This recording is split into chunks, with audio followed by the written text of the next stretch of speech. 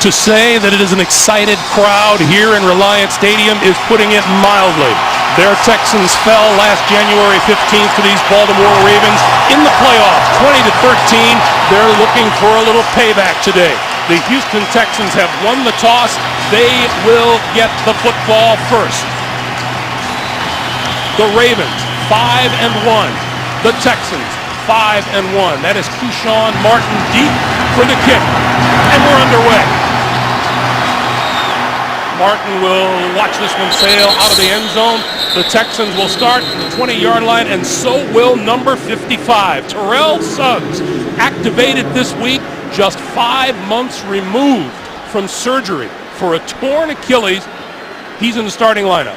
I'm not quite sure I've ever seen anything quite like this, Greg, where with only 3 practices under his belt, Terrell Suggs is out on the football field. This is nothing short of remarkable. On first down, Arian Foster with the handoff. And out to about the 23-yard line where Jameel McClain makes the stop, and a little help from Terrell Suggs. They went right towards him. Well, he's going to take on Owen Daniels, the tight end. He maintains the inside shoulder, which was his responsibility on that play. Fell into the inside. Got in on the play a little bit, but again, the thing you worry about with Suggs is not necessarily just the Achilles that was hurt. You got to worry about everything else. Foster again and again to Suggs' side of the field, across the 25 to about the 26-yard line. You know, you got to worry about hamstrings and all the other. He's not in football shape. Nobody can be after 3 days. But again, a pretty effective job of standing his ground, getting leverage, getting his hands under the shoulder pads of the blocker and standing him up. 3rd and 3 for Schaub and the Texans. 5-3 lead. Middle. Schaub's first pass of the day on the slant. That is incomplete. Foster had it and dropped it.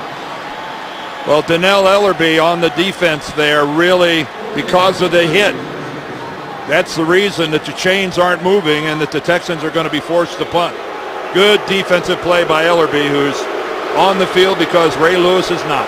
The boos are for Jacoby Jones, the former Houston Texan, who is now deep for the kick for Baltimore.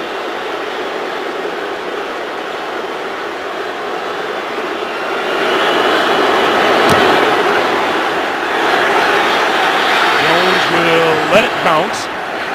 And it takes a Houston roll and goes out of bounds just short of the 20-yard line. Line of scrimmage will be the 22. And the Ravens quarterback, Joe Flacco. With Baltimore off to a 5-1 start, Flacco using all the weapons at his disposal. 8 touchdown passes against 4 interceptions so far on the year.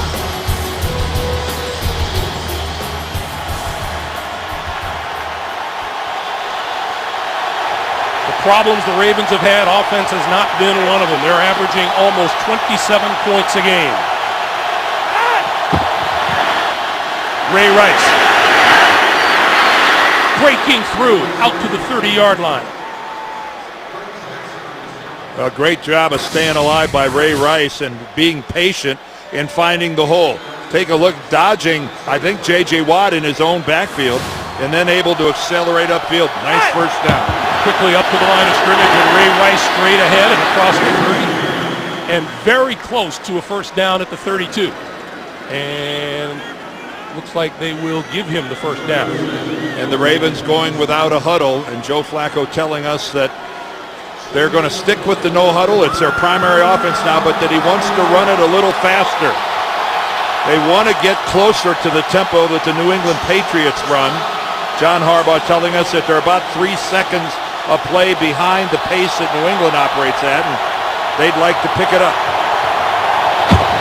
From the shotgun, on the slant, complete across the 40 to Torrey Smith. Well, that is a hard route to defend, that slant to the inside. If the throw from the quarterback is in the right place, very difficult to defend. Once again, no huddle. Line of scrimmage, the 45-yard line. And Jonathan Joseph, number 24, down here at the bottom. He's locked up on Torrey Smith. Smith in motion. The give is to Rice. Rice to midfield and more. And out of bounds just inside the Houston 40-yard line. It'll be another Baltimore first down. Well, again, Baltimore being very effective running the football. Ray Rice not challenged. He's untouched to that point. That's his first contact. We may get a fingertip. That's about it, but J.J. Watt gets mostly air as Rice accelerates through a very nice hole. 3 carries for 27 yards for Rice. Flacco to throw. And inside the 35 to about the 33 is the tight end, Ed Dixon. I'm sure Ed Dixon is happy to get involved in the passing game. Came into this game with 7 receptions, while Dennis Pitta, the other tight end, has 25. And this no huddle doing just what it's intended to do. Keep the Houston defense from rotating people, especially up front. 2nd and 5. Houston's in their base defense. Flacco got rid of it. Incomplete. Was under pressure. Pass intended for Torrey Smith. Good job by Flacco stepping up and avoiding a sack, but unable to deliver an accurate throw. Brooks Reed was coming around the corner. There is J.J. Watt. Disruptive could be his middle name. 3rd and 5.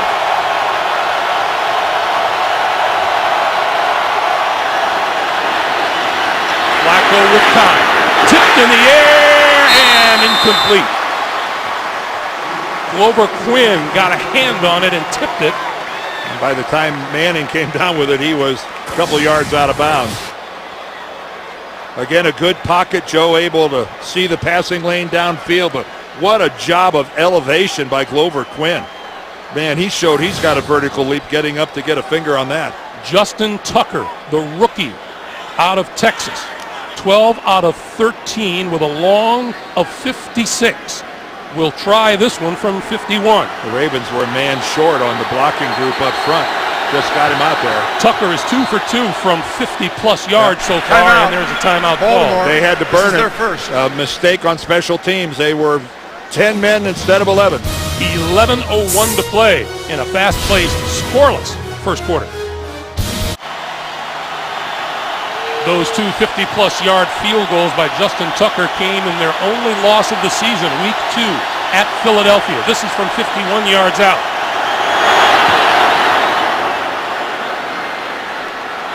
And that is right on the money.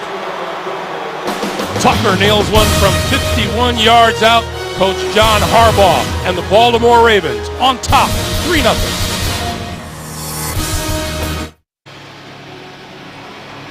The Baltimore Ravens outscored Houston 17-3 in the first quarter of that playoff game last January.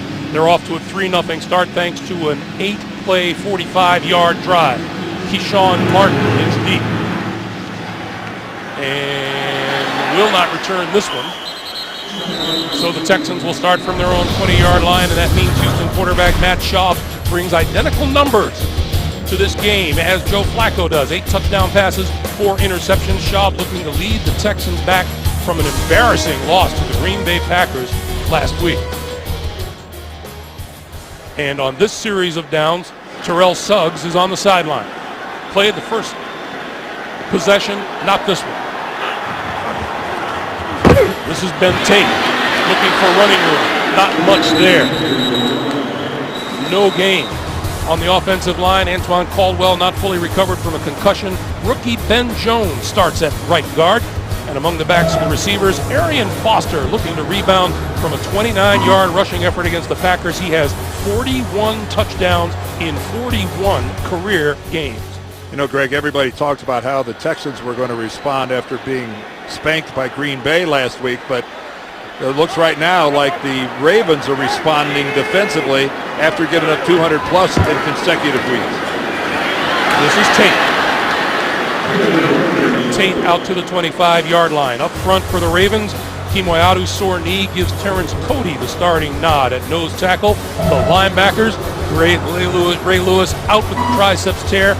Terrell Suggs was the starting linebacker, and he is now back onto the field. And with the season-ending injury to Ladarius Webb, Jimmy Smith, in his second season out of Colorado, elevated to start at cornerback. There is Suggs. This is a defense without a pure pass rusher other than Suggs. And the quicker he can get back into pass rushing form, the better for this team. Schaub on 3rd and 5. With time, incomplete. Intended for Foster. And Ellerby again comes up with a big play. Remember, he dislodged the ball on the first possession, and that time he's got the coverage on Arian Foster, who was complaining about it. But complaining about it doesn't do anything. Kudos to Donnell Ellerby. A couple good performances on the opening 2 series. Once again, Jacoby Jones gets the boos. And he will make a fair catch at the 24-yard line. 9:25 to play. Terrell Suggs back in uniform. How you doing? 3-0 Baltimore. Greg Gumbel, Dan Deerdorf back at Reliant Stadium in Houston. 9:25 to play in the first quarter. I think they're calling this Battle Red Sunday here at Reliant Stadium. I'd say 98, 99% of the people in this building are wearing red.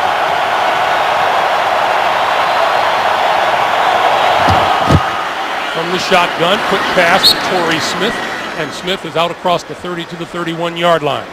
Once again, no huddle. And again, this is an offense that Cam Cameron, Flacco, and the whole coaching staff, they've been working on this and all the OTAs the whole offseason. I think it's a smart fit. On 2nd and 3, Flacco throws incomplete at the 40. Pass intended for Dennis Pitta, the tight end. This Houston defense without Brian Cushing tore his ACL. His left ACL is out for the season. Yeah, that very controversial block by Matt Slauson in the Jets game. He was the one linebacker that stayed on the field for every snap for the Texans. Flacco on 3rd and 3 throws, and that's incomplete. Intended for Dixon, broken up by Tim Dobbins.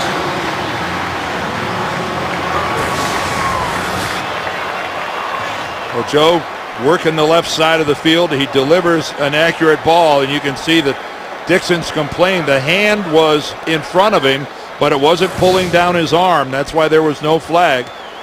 21st time this season the Houston defense has forced a 3-and-out. They lead the NFL in that department. Deshaun Johnson is deep, back at the 20.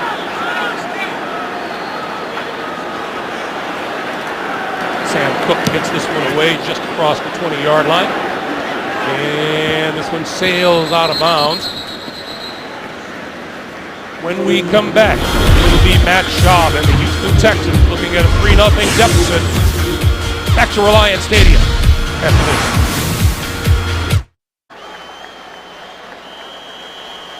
Back in Reliant Stadium in Houston in his 7th season as the Texans head coach Gary Kubiak looking on. 8:46 to play here in the first. And they will start with the bootleg. Schaub rolling, throwing, complete to the sideline, out of bounds at the 30-yard line is Kevin Walter. And once again, Terrell Suggs on the field to begin this set of downs. Well, the Texans got to shake it up a little offensively. They've had 2 possessions, both 3-and-outs. And this is their bread and butter, the bootleg to the backside. And there were 3 layers of receiver. Kevin Walter was the short one, but he had 2 downfield. Walter was the most wide open. On 2nd and 2, Schaub throwing to this side of the field and going up high to get it is Andre Johnson for his first catch of the day at the 35 and a first down. Well, there's a receiver helping out his quarterback, because this one didn't have to be that hard. Andre Johnson is pretty open, but he had to elevate to go up and snatch that thing out of the air. He has been so good for so long in his 10th year already, Andre Johnson. Last week against Green Bay, surpassed 10,000 career yards receiving. On first down, Schaub under pressure and goes down. Terrell Suggs. Yes, it is. Look at that. I am back, and this is remarkable. It's going to be a little loop stunt. He's going to fight back to the inside, and you can see that Haloti Ngata, he went to the outside, and then Suggs comes in behind Ngata, and he is unblocked. Ngata took up 2 Texan blockers, and Suggs comes right up the middle, right into the grill of Matt Schaub. 14 sacks last season, the NFL Defensive Player of the Year. Schaub. And that pass to Owen Daniels is ruled incomplete. A reminder for you, you can get live score updates for all of your favorite teams with the new CBS Sportcaster app. Available on select devices. Visit cbssports.com/mobile or text SCORE to 42777 to get the free app. And this crowd in Houston is getting a little restless as to how uneven they look offensively so far. 3rd and 18. Schaub needs the 45-yard line for a first down. Foster. Back to about the original line of scrimmage at the 35-yard line, and that will bring on the punting unit. Well, you even hear a smattering of boos in the background from this crowd. They've been reading all week how decimated the Ravens are defensively. That given up over 200 yards rushing a couple weeks in a row. I think they had visions of just mowing them down and up and down the field at will. Kind of underestimated the heart and some of the professionalism over there on the Ravens' defensive side of the ball. They've managed just 25 total yards so far today. This is Jacoby Jones. Going to let it bounce inside the 10 and trying to save it at the goal line. The Houston Texans appear they did at the 3. Alan Ball, number 22, making the special teams play. And the Ravens will start in a hole when we come back. Alan Ball is the player on your left. Watch him get down there and throw the football basically back under his feet and setting up outstanding field position for the Texans defense. First man through is Vontae Leach, the ex-Houston Texan, and he is out to about the 9-yard line. Now there's a game changer because Leach doesn't carry the ball very often. That's just his 3rd carry of the season and the 18th carry of his entire career. Spent 4 seasons with the Houston Texans here. You don't spend a lot of time defending Leach against the run. You certainly have to account for him in the passing game. Bernard Pierce is lined up behind Leach in the backfield on 2nd and 4. Flacco running out of time, gets hit, lost the football, recovered by the Ravens. Ball went right to Matt Burke. That ball just one hop right to Matt Burke, the center. One of the great names in linebacking making the play, Dan. And you see Merciless, which is, we've been waiting all day to say this kid's name. The rookie, their 1st-round draft pick, Whitney Merciless, knocks the ball loose, and fortunately for the Ravens, right to their Pro Bowl center. 3rd and 6.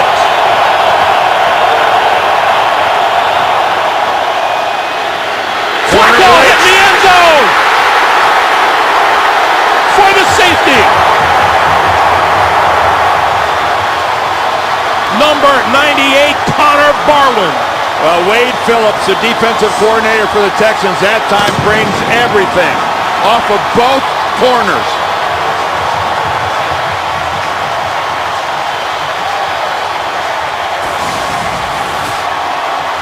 Off the bottom, there comes Daniel Manning, and then off the top, Joe Flacco saw Manning coming, but he had no idea of the pressure coming from his backside, and Connor Barwin gets the sack and the safety.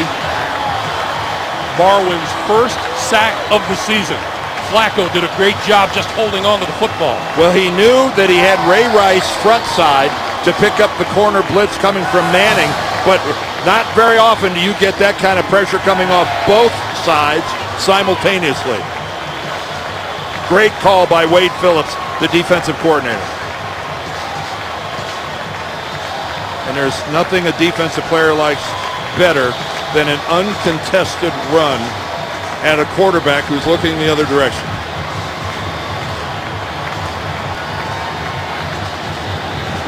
And kudos to that safety go to Alan Ball, the backup corner, for making the play on the punt.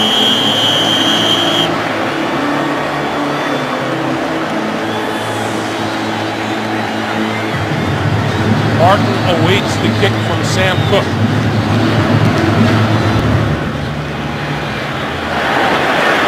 He'll field it at the 15-yard line. Puts it back to the near side. And out of bounds at about the 32. Suggs will stay on the sideline, but he has already had himself a busy afternoon. Well, just being here is quite an accomplishment. These are his first couple of snaps of the game. He got back there, applied a little pressure to the quarterback. This is more than pressure. That's a sack that he gets that time on Matt Schaub. And for a football team, after losing Ladarius Webb and Ray Lewis, that was in such need of an uplifting occurrence, Terrell Suggs being on the football is providing that on the field. First down, Foster out to the 40-yard line. Our first NFL Today update. JB and Coach Bill Cowher. Green Bay on the board, Coach. Yeah, they hooked up 3 times last Sunday night. Here, Jordy Nelson again from Aaron Rodgers, 3 yards out, 7-3, Green Bay. That capped a 5-play, 80-yard drive by the Packers. Back to Greg and Dan. All right, guys, those Green Bay Packers coming off a 42-24 win over these Houston Texans, handing them their first loss of the season. Foster again, right side, turning the corner. Has the first down, and we have a penalty mark. Oh, it's going to be holding. This is coming back. Tony Corretti, the referee, throws this flag. Offense, number 88. 10-yard penalty. Repeat, second down. Tight end Garrett Graham is the guilty man. And he's right at the point of attack, and it's how Foster gets around. He's up here at the very top. When Foster makes the cut, there's the block right there as he grabs Paul Kruger. And, you know, that was Kruger's contain, and he would have had it if he wasn't being held and restricted by Garrett Graham. Backs the Texans up to their own 30-yard line where it'll be 2nd and 13.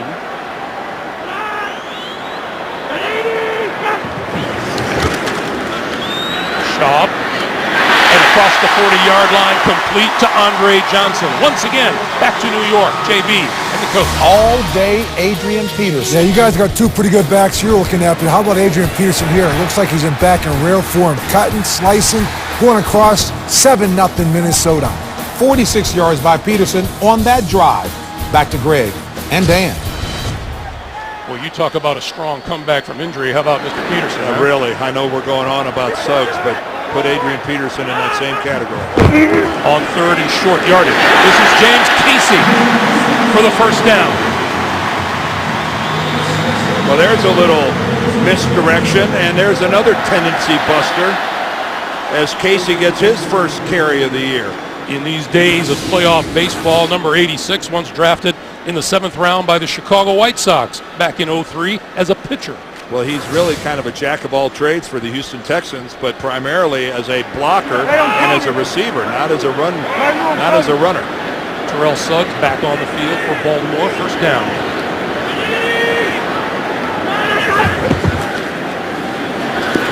Schaub with time, gonna go deep, has a man open and overthrew it.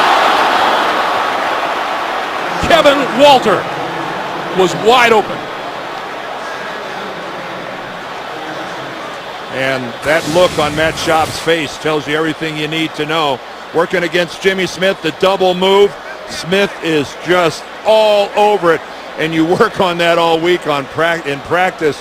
And it's how you dream of the corner biting on the first out move, and then you don't deliver the football. How frustrating. Jimmy Smith in the starting lineup in place of Ladarius Webb. You don't get many chances like that during a game, Greg. 2nd and 10. Schaub will flip out here to the near side. This is Owen Daniels, the tight end, and penalty markers fly. Well, you got to think face mask, I would think. Jameel McLean is the hard-hitting Bernard Pollard was in on the play. Yeah, they were both there. Here's Tony Correnti. personal foul, grabbing the face mask, defense number 31. This 15-yard penalty will be added to the end of the run. Bernard Automatic Pollard, first who down. spent 2 seasons here in Houston himself, and there it is. Yep. I originally said McLean, take it back. It was Bernard Pollard. And that is, he released it, but the damage had already been done. He had it firmly enough. He pulled his head down. He turned his head. That's going to bring the flag.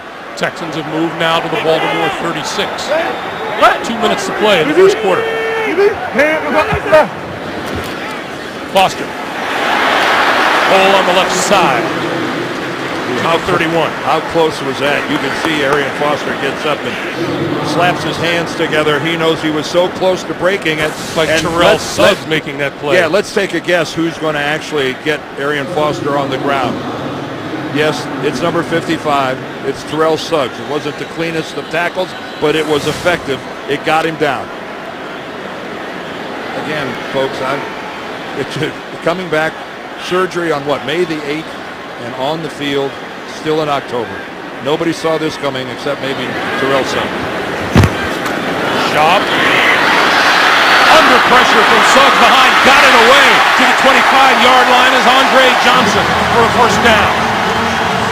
And Suggs almost had his second sack as he's chasing Matt Schaub. Suggs is on the right side of your screen. Here he comes, and Schaub just sees him coming and just gets out of there, moves to his right long enough to buy a little time. And Suggs just shed Dwayne Brown, number 76, the left tackle, who really is the Texans' best offensive lineman. And shed him not for the first time today. No, he just cast him aside. On first down now. Down the middle, touchdown, Kevin Walter.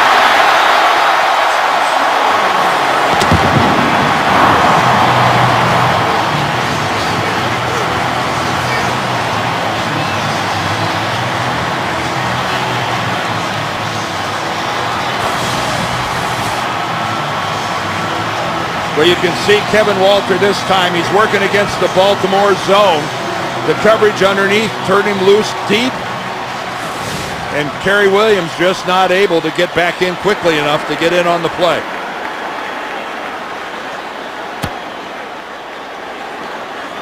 Shane Graham, 20 for 20 in extra points this season. Now 21 for 21. I guess Kevin Walter being so open earlier and Shaw missing him, there's a little poetic justice that he ends up getting the touchdown on this drive anyway. First the safety, then the touchdown pass. And Houston on top. Here's Kevin Walter lined up right here in the slot. Take a look at it when he releases. Bernard Pollard is right across from him. And Bernard Pollard, he's playing zone and he lets him go. But for some reason, I don't think that it was zone. Kerry Williams fell off his coverage on the outside receiver and tried to get back in on it. But that couldn't have been his responsibility. Looked to me like Pollard was in man coverage but didn't realize it. And he was playing zone. And it resulted in a Houston touchdown. Jacoby Jones, who returned one 108 yards for a touchdown last time out, comes out of the end zone and has running room on the far side. Still on his feet and finally out of bounds at about the 40 or 42-yard line.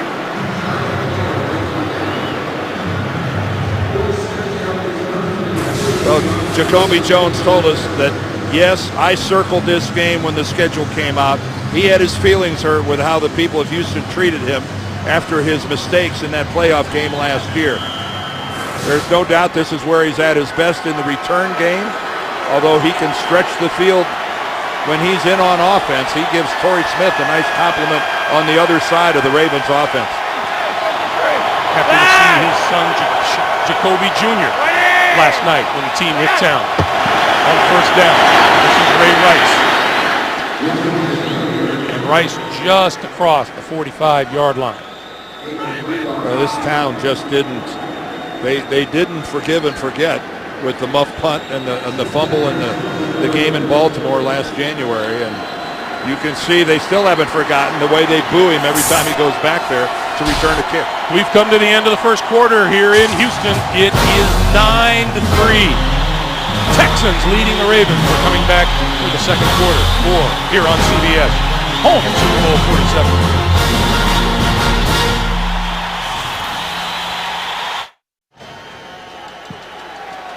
Back in Houston for the start of the second quarter, the Texans 9-3 lead, 2nd and 7 for Flacco and the Ravens. And Flacco to throw, far side of the field, intercepted! Picked off on the far side by Jonathan Joseph to the end zone for the touchdown!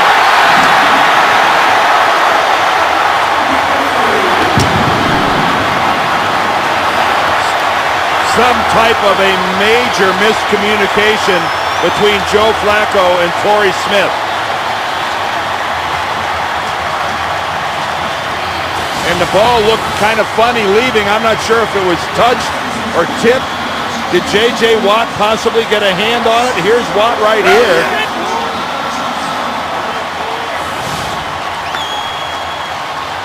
Jonathan Joseph was in question right up until game time today with a sore groin. He was practicing. He wasn't practicing during the week. He's in the starting lineup. He's put 6 on the board. Shane Graham adds the extra point. 14:51 to play in the first half. Houston's lead is 16-3. Earlier I called J.J. Watt disruptive, and that's putting it mildly, as Houston has scored 14 points in the last 39 seconds. 9 passes defense, 4 of them resulting in interceptions. And Jacoby Jones will let this one roll through the end zone. Let's go back to that play. Well, this explains why the ball ended up on the inside. Watch Watt there on your left, number 99. He goes up. He alters it enough where it comes to the inside when Torrey Smith was running an out pattern to the outside. And Jonathan Joseph saw it. Here it is. There's the hand, the white glove right there. It just flicks his thumb, alters the trajectory enough. It takes enough off of it that Jonathan Joseph sees it, is able to react to it. And J.J. Watt continues to have the best year that a defensive player is having in the entire league to this point. Wade Phillips said he never had a rookie who improved as much at the end of a year as J.J. Watt did last season. Here's Ray Rice, and Rice pulls his way out to about the 24-yard line. It'll be 2nd and 6. I mean, it's one thing to lead the league in sacks, but to actually have all those blocked passes, but have 4 of them result in somebody on your team intercepting it. And you know, in talking to him, Dan, don't you think this is a guy who's just having too much fun? Well, his attitude is infectious. Everyone on the Texans will tell you they feed off it. Rice again. Nowhere to go. Stacked up at the 25. The rookie, Jared Crick, number 93, leading the charge defensively. And that is Kelechi Osemele, the rookie right tackle out of Iowa State. And a Houston native, grew up within 10 or 15 minutes of this building. A lot of family members here. This is a shame. It's a young man, as we have met all season long, Kelechi Osemele. They have brought the cart out for him, and let's take a look at what happened to him. Well, it's like what happens to offensive linemen a lot. They're blocking. There he is, number 72. He's right here. And watch, he's making his block, and from behind, the entire pile, Ray Rice and blockers just collapse his leg underneath him. He can't get out from under it. He's being held up.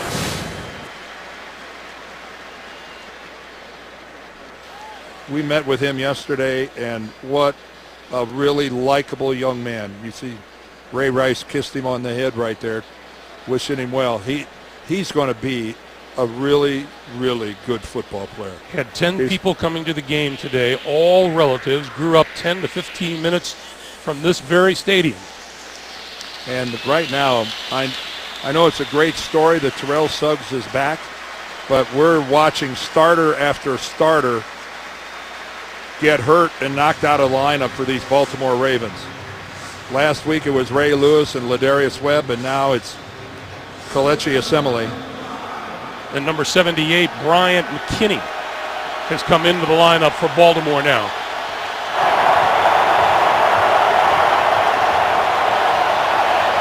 And McKinney looks to be at left tackle, and Michael Orr has moved over to Osemele's spot on the right side. Yeah, well, Michael Orr can play both. He has played both, but McKinney's always been a left tackle.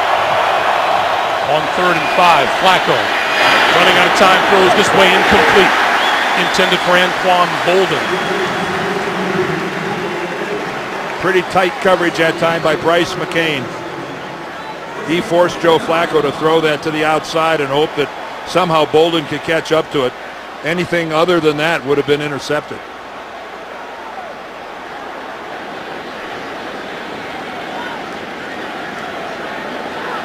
Keyshawn Johnson is deep for the kick.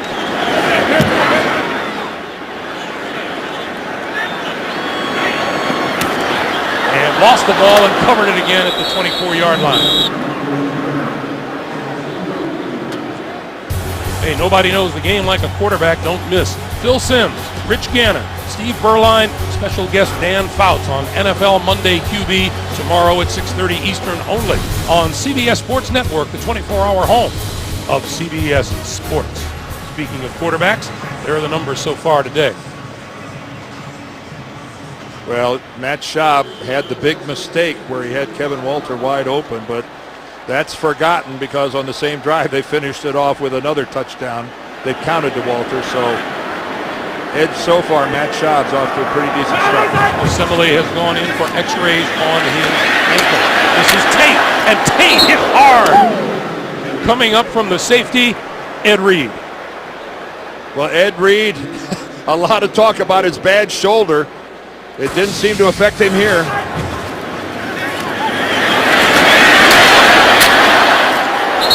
That is how a safety supports the run.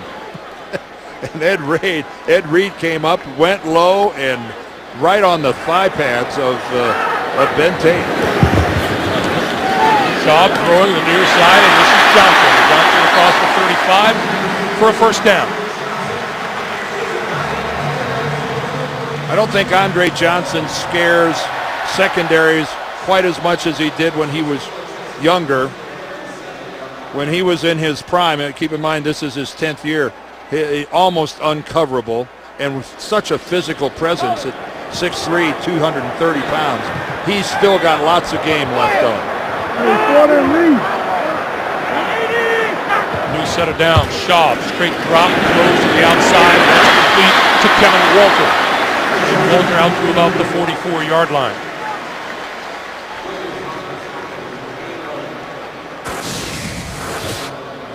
Kevin Walter, he split all the way to the top of the screen. Nothing fancy there, but you take advantage of a cushion like that being given to him by Kerry Williams. That's just pitch and catch if the corner's going to give you a 5-yard cushion. A veteran quarterback will take advantage of that every down.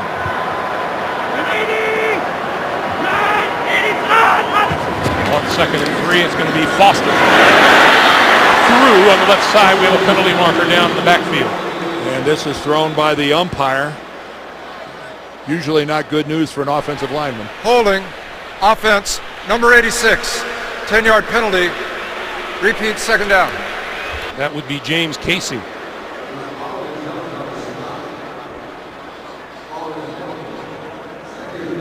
So this will back the Ravens up to their own, or rather the Texans to their own 34. And I know that they're enjoying a 16-3 lead, but the Texans have been doing this a lot so far in this ball game, having some success, and then a sack, a penalty, that it's a step forward, then a step backward.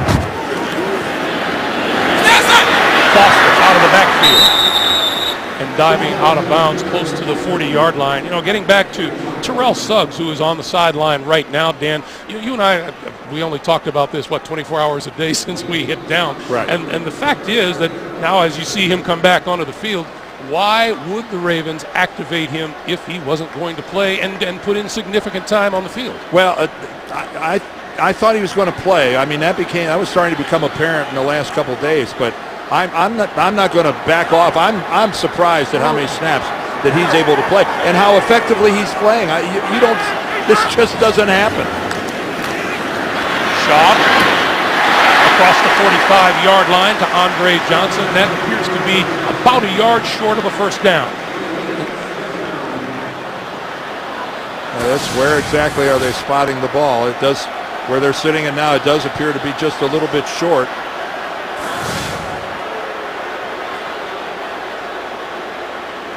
Crowd doesn't like the spot. Not big fans of the spot, right? Although they're They're being vocal today. The thing about Suggs is that I know the greatness of Terrell Suggs, the defensive MVP. He's been a star in this league since he got here. It just coming back from injury and with so little practice and you know, you hear the term game shape as you see how short they are for the first down and all those things, they're real. I mean, those things, they aren't just cliches. They aren't just things that people who have nothing else to do talk about. And he right now is defying those. And as we talked with Ed Reed last night, Ed Reed talking as much about himself as about Terrell Suggs, saying sometimes just your presence on the field means more to the team. Well, I don't know that we could quite measure what it means to the rest of the Ravens. Reed is deep. This one won't get anywhere near him. Bounces and picked off by Reed. And he covers it at about the 17 or 18-yard line.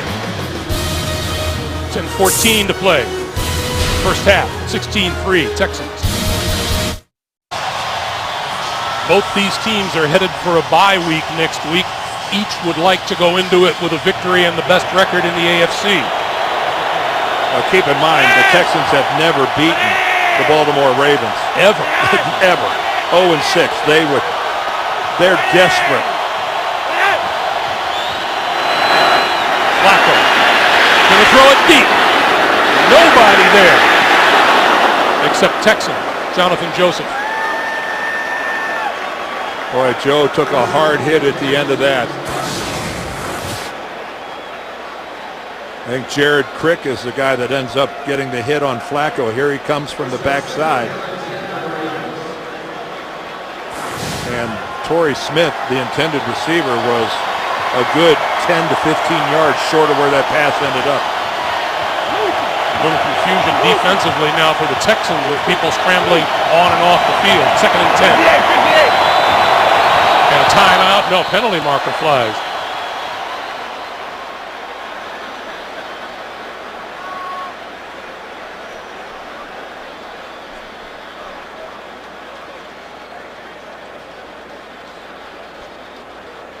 Tony Correnti getting the explanation. There is no foul for 12 players in the defensive huddle as Houston had called timeout.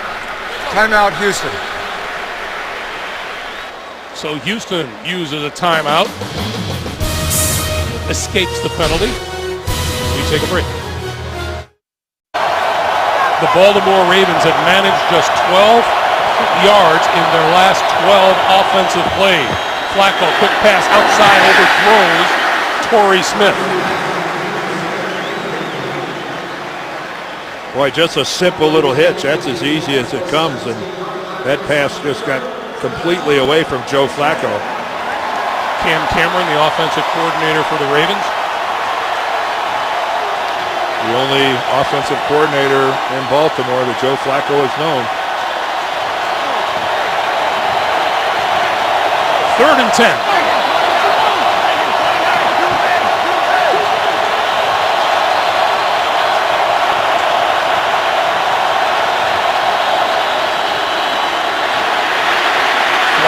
Throwing to Rice out of the backfield.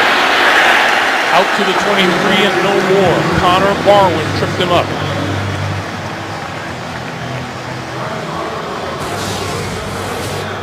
Joe Flacco, he's got plenty of time, and his arm, he delivers that football to Ray Rice, even with Merciless having his hand on his bicep as he releases it.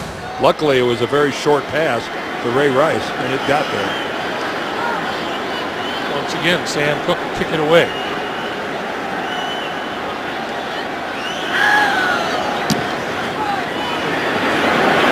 Return. From the 25-yard line, Sean Martin. We have penalty markers down as he returns to the 27. Let's check the flag. During the kick, personal foul. Grabbing the face mask, receiving team number 88. This penalty will be assessed half the distance to the goal. First down. That's Garrett Graham guilty of another penalty here this afternoon.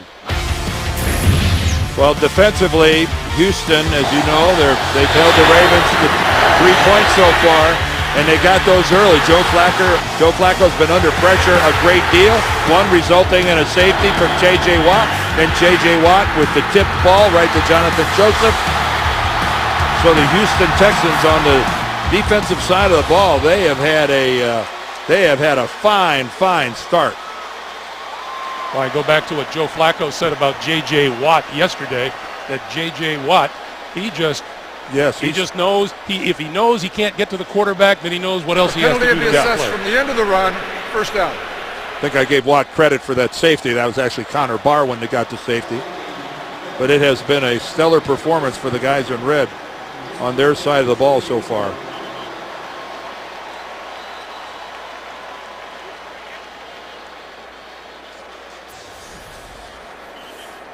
The line of scrimmage, the 42-yard line.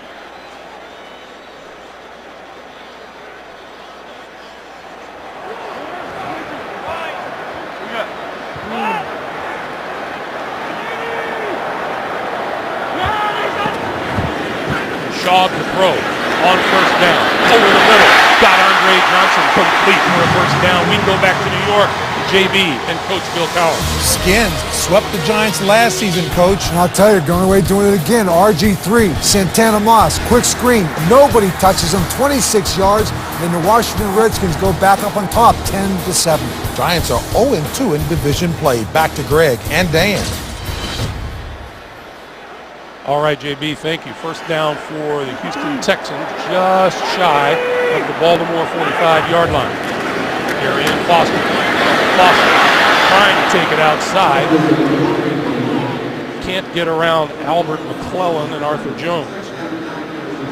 Now Foster, he thought he saw a soft corner there, and when he made that cut, he misjudged the fact that the Ravens were maintaining their integrity over on that side. Nice job there. A really good look at a guy there fighting off Arthur Jones, fighting off that block, staying to the outside, and then his linebacker McClellan is stationed to his outside. But that started off Arthur Jones. Nice job fighting off the block. Shaw throwing over the middle. Tip. Oh, what a catch made by Graham. Well, you don't see a guy tip a ball to himself every day. And that's just exactly what we see from Garrett Graham. High behind him. And now Matt Schaub needs to send him a gift certificate to someplace, because that was an interception waiting to happen, and he turns it into a completed pass. What an effort by Garrett Graham. First down, just inside the Ravens 25. Boston to the 15. Once again, to New York. JB. How much of a surprise for the Vikings, Coach? I'll tell you what, Adrian Peterson really near out Percy Harvin on this pass from Christian Ponder. He finds the end zone. They go up 14-7 in the second quarter. All right, back to Greg Gumbel. Dan Deerdorf. I think it's fair to say the Minnesota Vikings are the surprise of the league early on. They would qualify. Right now, the Baltimore defense has a lot of pressure on it. They've got to tighten this up, see if they can't force Houston to take a field goal. Foster inside the 10, inside the 5, and down to the 2. It'll be first and goal. And some of the problems that we've seen in the past, these past couple of weeks from the Ravens, not getting off blocks, shows up right here. Because they've got red jerseys on them. You can see right there, Cody can't get off a block, and that is just way too easy. Take a look to the inside. McLean gets run out of there. You talk to the Ravens coaches, and they'll, to a man, tell you that not getting off blocks has been a huge problem for us. On first and goal. Play fake. Pass. Diving catch. Touchdown. Well, Matt Schaub went sidearm on that one. Matt, who's got a pretty good over-the-top delivery, goes sidearm on that throw. And Owen Daniels is such a good receiving tight end. Did that ball hit the ground? Whoa, when it comes off, when it's on the way from his hands to his midsection, does that thing hit the field? Keep in mind, because it's a scoring play, it's automatically has to be confirmed. And that's exactly what will happen. Tony Correnti will go under the hood to take a look at it. The replay official is calling Correnti over. Watch when he puts his hands on it here. Now he's going to try to pull it in. It can touch the ground as long as it's under his control.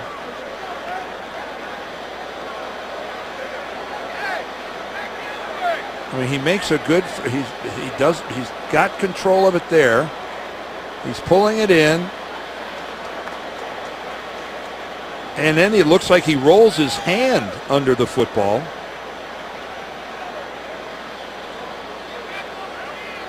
I don't know that, keep in mind the call on the field was that this was a touchdown. So do we have enough to overturn it? Yeah, Tony Correnti is going to have to see conclusive evidence to overturn that. Man, that's tight. That is really. If it stands, Owen Daniels pulls in his 4th touchdown catch of the season. You've got to be able to say, though, 100% that the ground, the ball was loose when it touched the ground.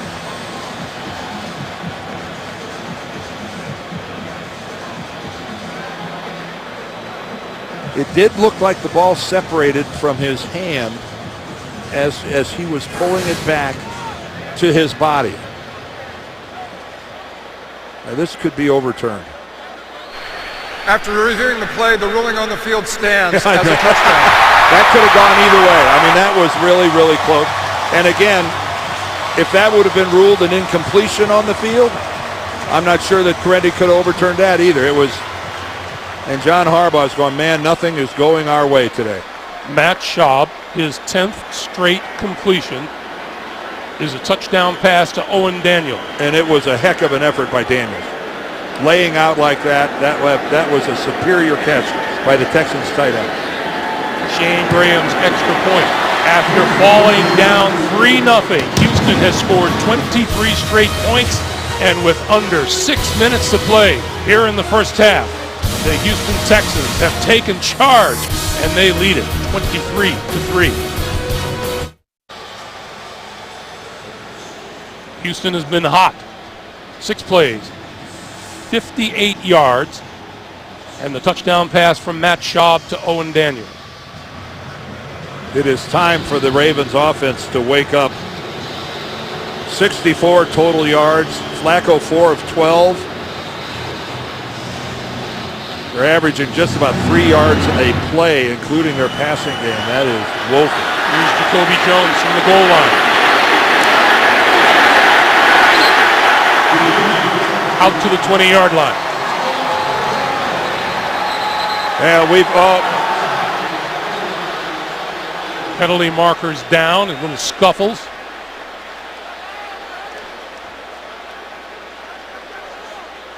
Christian Thompson was the one Raven involved.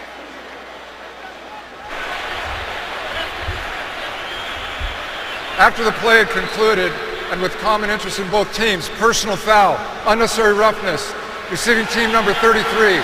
This penalty be assessed half the distance to the goal. First down. Christian Thompson is the guilty party. Well, and because of that, he smacked Justin Forsett on the side of the helmet. And there actually was one prior to that. And John Harbaugh is furious. And I mean furious. So this will back the Ravens up to their own 10-yard line. 5:51 to play in the first half.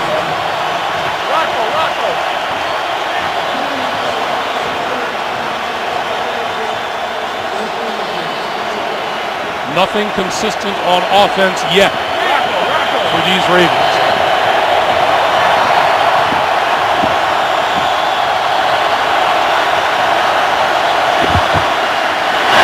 Batted down. Unbelievable. Connor Barwood. He jumped up, that ball hit him in the chest. I don't think he, again, Joe Flacco after a little play action.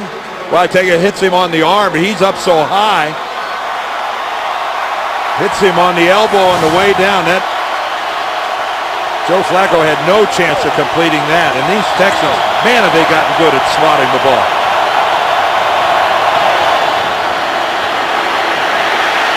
Flacco throws incomplete. coming across the field goes number 84, Ed Dixon. It'll be 3rd and 10. The X-rays taken from Kelechi Osemele's ankle are negative, we are told, so that's good news. Well, that is good news. When you first saw that and you saw him on the cart, you were concerned that it might be broken, but you hope he gets back in a hurry.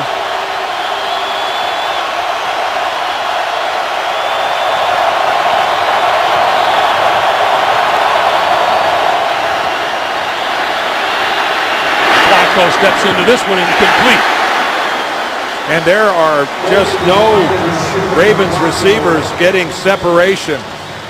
For the 4th time today, Baltimore goes 3 and out, and this Houston defense leading the league in that department, 24 of them now this season. Well, Anquan Bolden is the intended receiver. Bryce McCain grabbing him, and he grabs him again right here. But again, the officials are letting a lot of contact get away. But amazing, Joe Flacco is 4 for 15 so far in this game. Line drive kick. Martin brought down at his own 45-yard line by Corey Graham.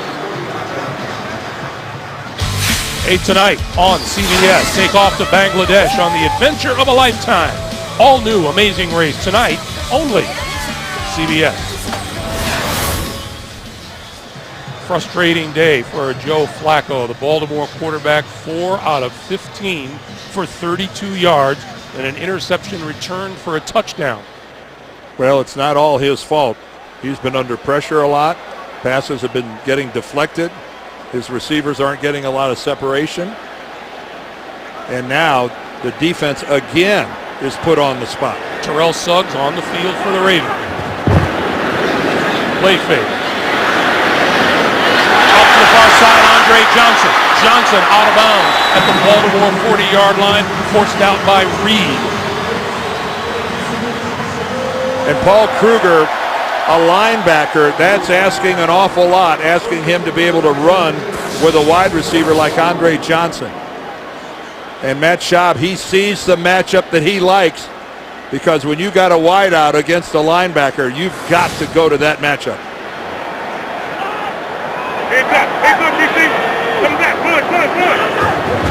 On first down, this is Tate to the left side and running room off the left side inside the 35-yard line to about the 33. And I think the Texans are realizing right now that there's blood in the water, and they've got a chance to really make some noise before halftime. Plenty of time. You can do whatever you want to do offensively. You still got a couple timeouts. We called them wounded birds at the beginning of the day, and these Baltimore Ravens missing some key elements. Darius Webb out. Ray Lewis sitting at home. You know he's watching this. Then Tate from a stutter step in the backfield. But Suggs out on the field right now, and again, he's doing everything he can do. But I think an emotional lift will only carry a team so far. And with the bye week coming up, you know that if you're a Ravens fan, what you want more than anything is, yeah, you'd like to get this win, but you want Terrell Suggs to come out of this game healthy, and then looking at the next couple weeks where he can really get some good solid work on the practice field and take a big step forward. 3rd and 1. Shaw going to throw for it. That's complete to Daniels, and Daniels out of bounds. First down, Houston, inside the 25. Well, we talked about the Ravens receivers not getting separation and getting open. That's not the problem. After the play action fake, look how open the receivers are for the Texans. And Owen Daniels has got a lot of separation. Here's what Haloti Ngata is facing to the inside. A good solid double team, and that's what happens when you're a Pro Bowl and an all-pro defensive lineman. 12 straight completions for Shaw, looking for number 13. Batted down. You want to guess who might have done that? 55. Terrell Suggs going, I know what's going on. You guys aren't the only ones that can defensive pass by knocking it down. He almost, he got both hands on that thing. He got it. That went right through him, and personality plus with Terrell Suggs. Man, this has to feel good to him being out on the field after being a spectator first part of this season. On 2nd and 10, Foster close to the 20-yard line, brought down by Donnell Ellerby. And let's remember, Ed Reed is out there working through an injury too. We talked about him and the labrum injury, but asked him what he's doing about it. He was acupuncture, stim, ice every week. Has his trainer and his doctors, even a doctor come up from Florida to help him. He's got everybody involved, and he's right. There are just some injuries that you play through. They might hinder your performance to a certain degree, but they're not enough to keep you off the field. 3rd and 7. Schaub over the middle. That's complete to the 15-yard line to Daniels. And what a nice day Owen Daniels is having. He's about a yard short of a first down. Right now, Schaub's looking to the sidelines, trying to figure out what Gary Kubiak wants to do. And again, a sidearm delivery from Schaub. Ellerby's got good coverage and made a good tackle. Well, they'll have the 2-minute warning to think about it. 2 minutes to play here in the first half.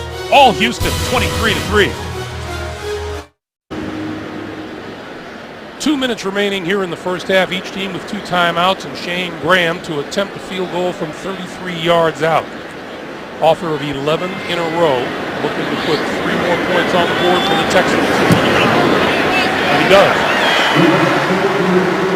I think Gary Kubiak's decision there to kick a field goal based on he didn't want to give the Ravens anything to feel good about, which they would have if they'd have made a stop on that 4th and a yard, and plus he gives himself a 3-touchdown lead. A reminder, coming up, the Verizon Halftime Report. Join JB, Dan, Shannon, Boomer, and Coach Bill Cowher for all the latest NFL scores and highlights coming up on the Verizon Halftime Report. Speaking of emotional leaders, there's one that the Texans are without for the rest of this season, Brian Cushing. And Brian he's just gotten better every year he's been in the league. He's the lone linebacker. He stays on the field in their nickel package. He stays out on the field in their dime package. And, last year after the injuries that they had to deal with, to Schaub, to Mario Williams along the line, Andre Johnson missing so much playing time with a hamstring. This was really a tough one, and to a really good guy. Jacoby Jones.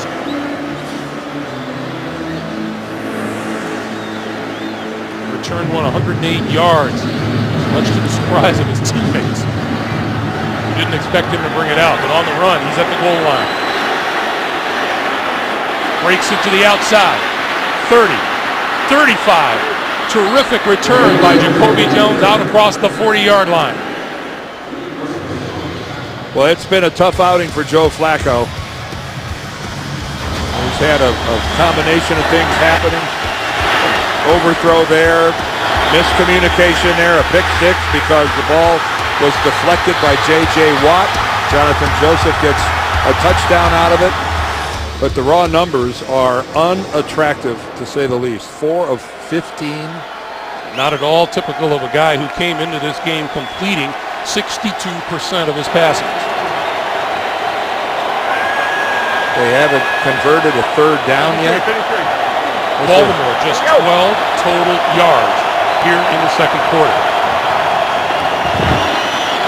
Flacco throwing, and that one is complete across midfield to Dennis Pitta.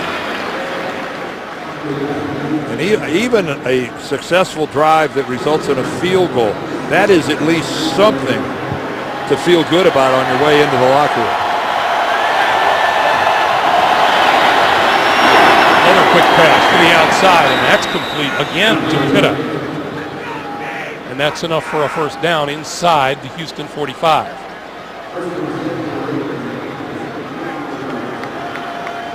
That is the first down for Baltimore since back in the first quarter, the first drive. Throwing again to that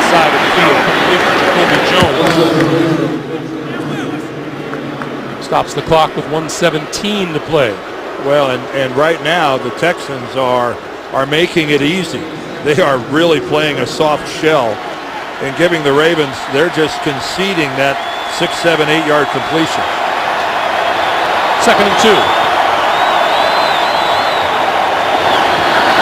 Again, batted side again. of the field and batted again. This time, Glover Quinn.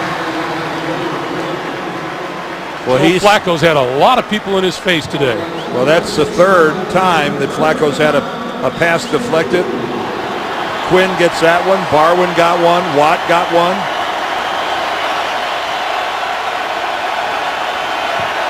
Third and 2.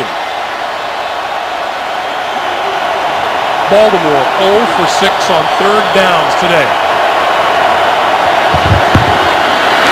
On the slant, that one tipped, intercepted. And that is number 29, Glover Quinn, on the bottom of the pile with the football.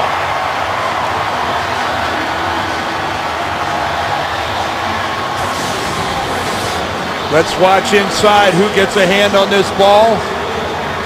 Is that Merciless who comes in off the edge? Let's take a look right here, going up in the air. Yes, that's Whitney Merciless, the rookie. Boy, he's having a first half. And there he comes right there, number 59.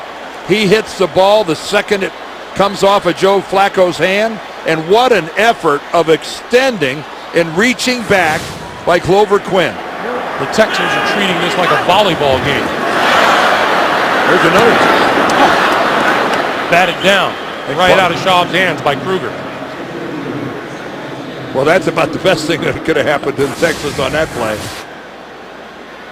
The snap seemed to surprise Schaub. Chris Myers puts it back to him, but it just deflected off of Schaub's hands. And then he sidearms it right into Kruger's forearm. Dan, this is week 7. I'm not sure we've seen this many deflected passes all season. 2nd and 10. I might agree with you. You're right. You think about that? Get back to me. I think, yeah. Well, I'm trying to think. That's incomplete to the near side, intended for Martin. That ball wasn't anywhere near Keyshawn Martin. No, and I guess because J.J. Watt has gotten so much attention with the 8 that he had coming into this game, and he's padded that total. Defensive lineman, if you can't get near the quarterback, get off your feet. If you're not taking the quarterback off his feet, get off your feet and get up in the air.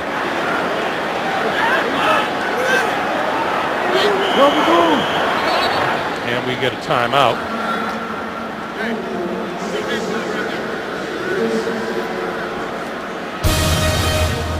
Once again, coming up, the Verizon halftime report.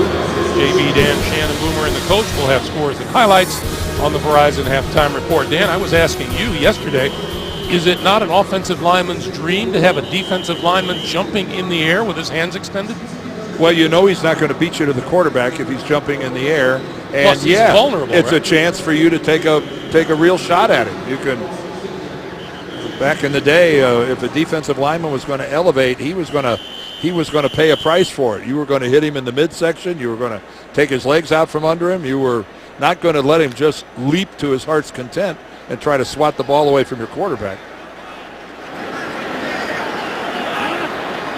Has not dissuaded one J.J. Watt as yet this year. 3rd and 10. Schaub, wide open. Coming across the field is Daniels, and Daniels out of bounds, short of midfield. Matt Schaub, Gary Kubiak, and this Texans offense are the king of the crossing patterns. And here comes Owen Daniels all the way across the formation, gets completely lost in the Ravens' defensive backfield. I mean, this is pretty much of a staple of this Houston offense, and the Ravens appear to get taken completely by surprise with it that time. But crossing patterns, they run these things all game long. 52 seconds to play. penalty marker flies. The pass over the middle inside the 35-yard line. Complete to Daniels again. I think Suggs was offsides. He got a head start.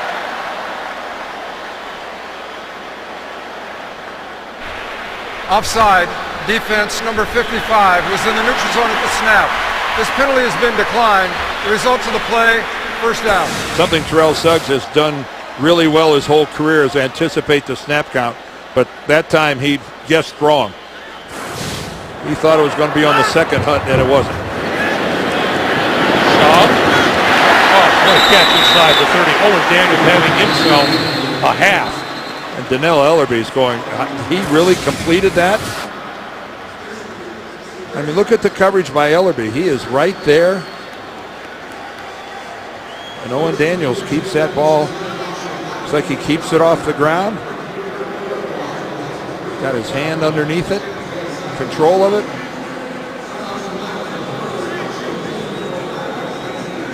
Control there, hand underneath the football. I'll tell you, Matt Schaub has been getting a lot of help from his receivers today. How about Owen Daniels? 7 catches for 57 yards and a touchdown.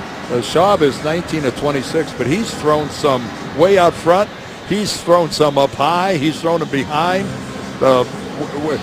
We have seen a lot of acrobatic work done by these Houston receivers. It's up in the booth right now. It's being under review, and they're going to bring Correnti over. Remember, it's inside 2 minutes, so this isn't a coach's challenge.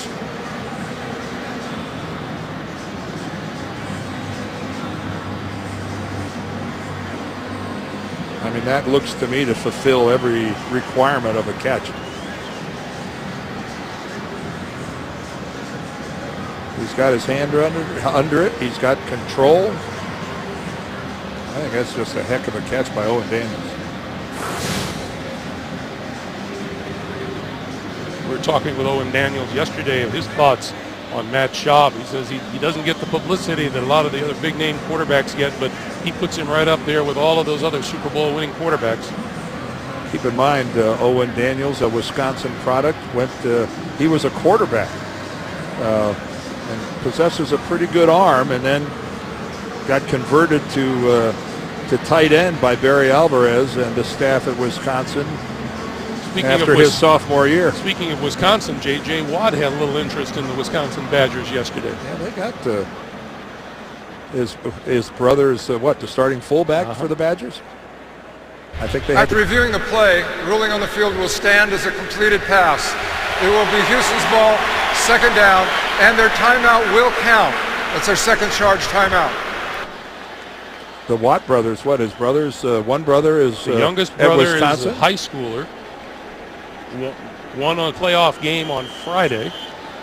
And then the second brother yesterday at Wisconsin. And then JJ at work here today. Nice of them to stagger them out. Friday, Saturday, Sunday. Busy parents. 2nd and 4. Shaw going to go deep, but his receiver didn't. And Kevin Walter read something differently. He read the coverage one way and ran an out pattern, while Matt Schaub thought that Walter was going to go deep.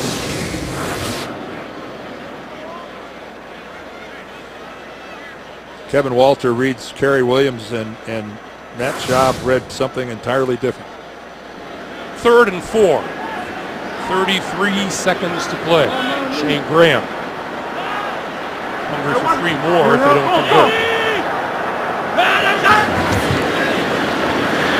Schaub hit as he threw. Late flag from the secondary.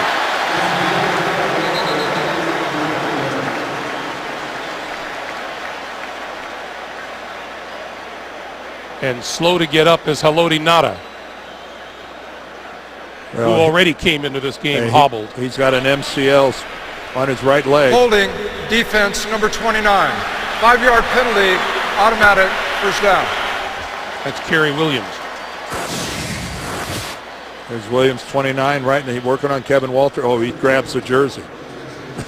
when you tug on the jersey, now there's Haloti Ngata that slid. He's actually on the ground, and Matt Schaub trips and falls over him. It wasn't a malicious blow or anything by Nada going after Schaub. New set of downs, 29 seconds on the clock. Schaub looking, throwing, in and out of the hands of Owen Daniels at the 10. Normally extremely sure-handed Owen Daniels. And again, Matt Schaub's receivers are getting separation. And that was actually one of the best throws Schaub has had all day, right on the hands. That's a rarity. Daniels has caught a couple that he shouldn't have caught and let that one go. That was right in his breadbasket. 2nd and 10, 25 seconds for the half.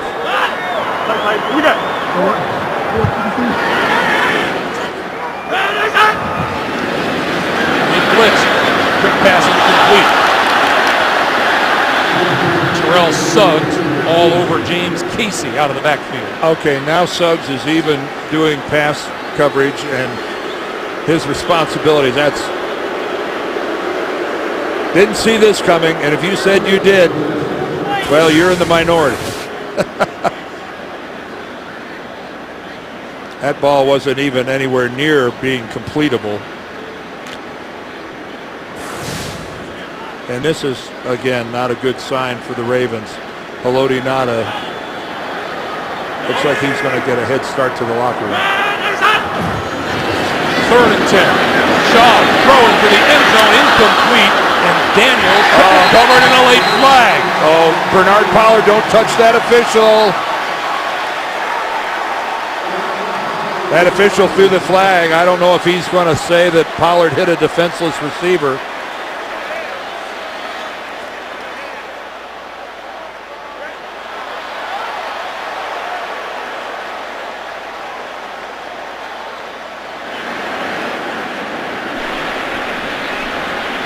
Personal foul, contact to the helmet of a defenseless player, defense number 31. This penalty be assessed half the distance to the goal, automatic first down. Oh, Bernard Pollard better watch it. Oh, he's screaming at that official.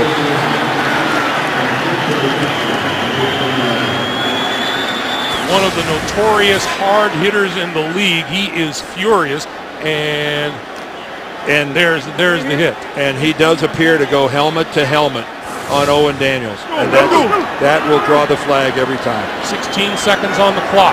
First down from the 11. Schaub, tip, incomplete. Off the hands of Martin. Bernard Pollard is not trying to cause any damage. You know, at that angle, it almost looks like his helmet missed him. It almost looked like it went over the top. Let's look at, from that angle, it looks like it. You could see, Owen Daniels' head snap over. Even if you don't hit him with your helmet, if you hit him in the head, it's a penalty. Whether it's your shoulder pad, your forearm, if you hit him in the head, it's a penalty. Schaub on 2nd down, over the middle, and that is incomplete near the 5-yard line, intended for Foster. 6 seconds on the clock. Do they try another play? They do have a timeout remaining. No, here comes the field goal unit. No, you don't. You can't run a play in 6 seconds.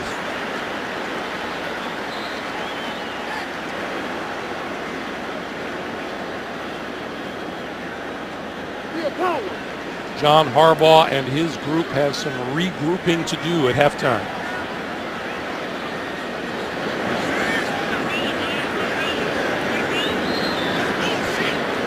Shane Graham from 29 yards out. 3 more on the board.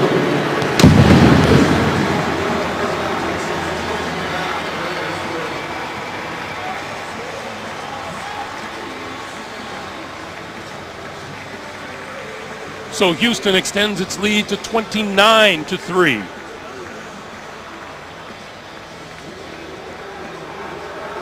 Well, since Wade Phillips got to Houston, this defense, one of their trademarks is batting passes.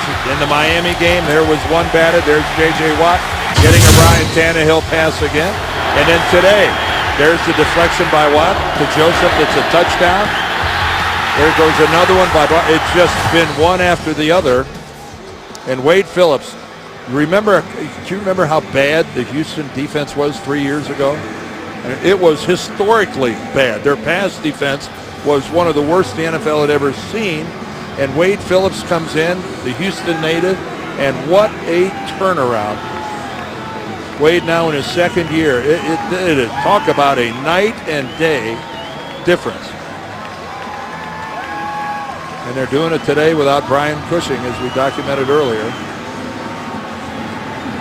The Texans have held Baltimore to 4 first downs and 82 total yards in the first half.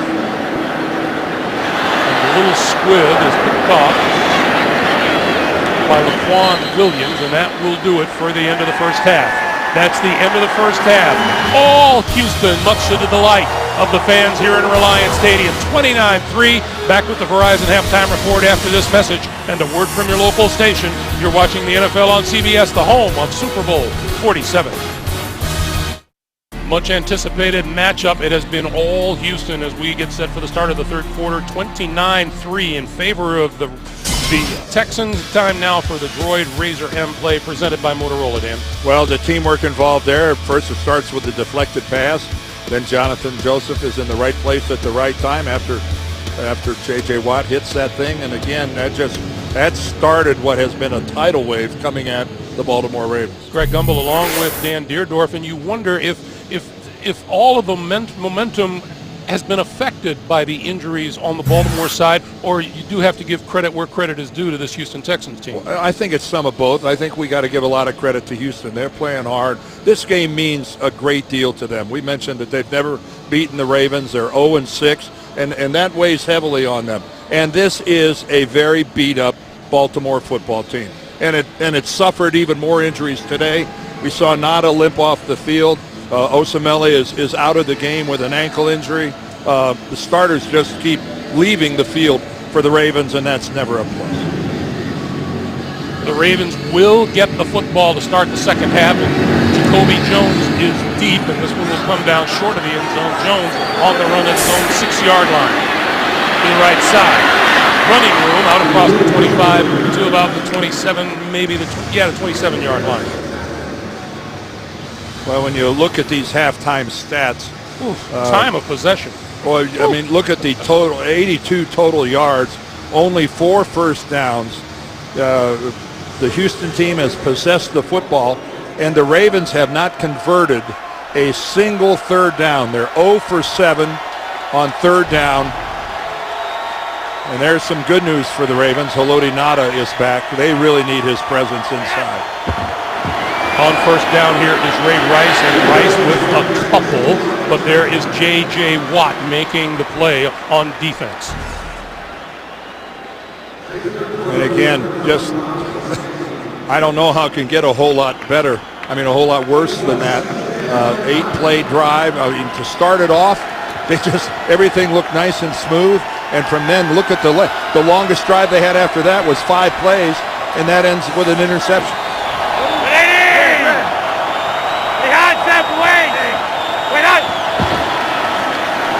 Flacco to throw this side of the field, and that is high and well covered on the play was Torrey Smith by Jonathan Joseph. Well, Jonathan Joseph is all over Torrey Smith, and I'm not just talking about that play. It's been pretty much the case for the entire ball game to this point as we begin the second half. Torrey Smith and all of the Ravens receivers have had a very difficult time gaining any separation for Joe Flacco. He hasn't been looking at a target-rich environment. Flacco out here to Rice, and Rice breaks the tackle and out to the 35, but that'll be well short of a first down.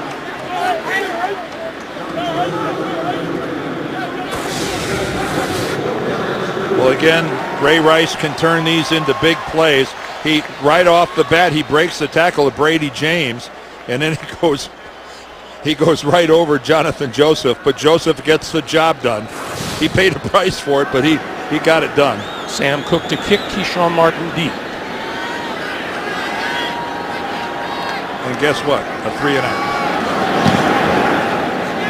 Nice kick by Cook from the 8-yard line. Martin dodging tacklers inside his own 10 is not going to break free. 13:20 to play. We're just underway here in the second half. Matt Schaub on offense after this. A good look at Haloti Ngata, and there is a stunning number. Most points allowed in a first half in 5 years. Marion Foster in the backfield. Foster gets the handoff, and Foster with running room across the 15 to about the 17-yard line. Well, there's a typical look at that zone blocking scheme of the Houston Texans, where the running back doesn't know where the hole's going to be. He just looks, and more often than not, there's a cutback, and he cuts all the way back. Owen Daniels is the tight end to the far side, who ends up doing the block on the edge. Starting the series of downs, Terrell Suggs is on the sidelines, Dan. Under pressure, Shaw goes down back at the 7-yard line. And that's Kerry Williams. Well, Dean Peace coming with the defensive coordinator comes with a corner blitz. And this is where they really miss Webb, because Webb was really their best blitzer. But this time Kerry Williams takes advantage of the fact that Matt Schaub just doesn't have a clue that he's coming. Here's Dean Peace. Chuck Pagano, the coordinator last year, of course, the head coach of the Colts. And 3rd and 12, Terrell Suggs back onto the field. Fighting his battle with leukemia, and we all wish him well. Indeed.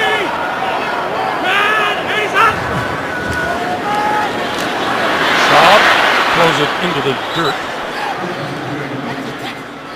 Under pressure, and Houston will kick. I was starting to ask you, Dan, with Baltimore down 26 points, would you play Terrell Suggs the rest of the way? If he's been cleared by the doctors, and if he wants to play, I think they've already reached the conclusion that he's able to protect himself, that he's able to play up to an NFL level. I don't think anyone on the Ravens sideline is prepared to concede that this game is over. They've got big strike capability on offense. A lot of football left to be played with them. So the answer is no. I say let him keep playing. This ball rolls out of bounds short of midfield, so this is going to be terrific field position for Joe Flacco and the Baltimore Ravens. Boy, do they need it. Back at Reliant Stadium coming up on Halloween in the not too distant future. This is an opportunity for these Baltimore Ravens. Good field position. If you want to get back in the game, you cannot squander this.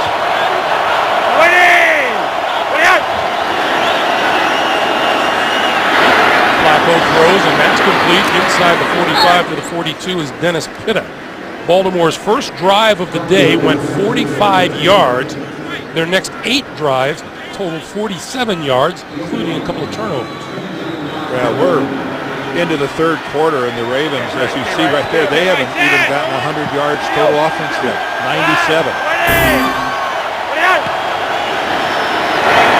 There's another pass back down.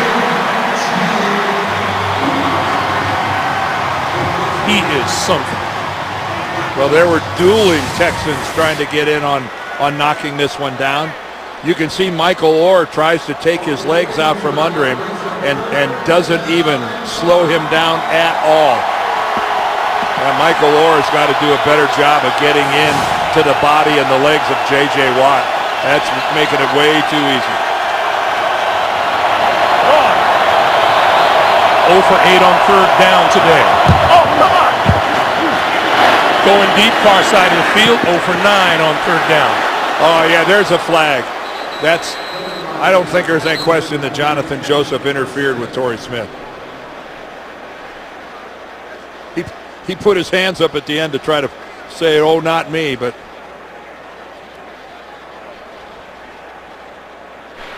Pass interference, defense number 24 not playing the ball. The ball be spotted, automatic, first down. Well, let's see. The Houston crowd doesn't agree, but no, you can't do that. And then you can throw your hands up at the end, but you can't take your hand and shove the receiver when the ball's in the air. And as you heard Tony Correnti say, not turned around playing the ball just made it that much easier to call.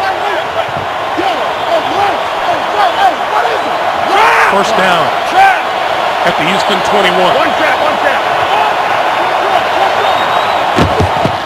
This is Rice to the 15. Going back to Jonathan Joseph, Dan, he's played himself a pretty good football game for a guy who was in and out of practice with a sore groin and was questionable right up until today. Well, he's liable to be questionable on every injury report for the rest of the season. The groin is a chronic problem. They dealt with it last year. He made the Pro Bowl, but the groin is an ongoing issue with Jonathan Joseph. First trip to the red zone today for Baltimore. 2nd and 4. Flacco under pressure, throws incomplete. And Connor Barwin. Well, Joe Flacco has had to pick himself up and dust himself off more than once. Connor Barwin coming in from Joe's right side. Now the good news is Joe was able to see him coming, but you can't give a guy like that. You know, in this defense, Connor Barwin is rushing the passer. You can't let him come in unblocked.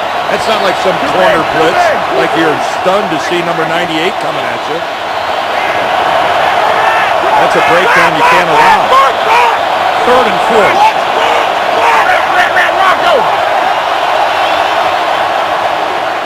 Quick pass outside, complete, inside the 10, 5, touchdown, Camden Doss. Hey, this has got a chance of becoming a football game. 19 points if this is a successful extra point attempt. If this is good, 19 points. That is not that big a deal with as much time as there is in this game. Great job by Marshall Yanda getting out in front of there, Pitta. That is exactly the way you draw it up on paper. First of his career for Camden Doss, a second-year receiver out of Indiana.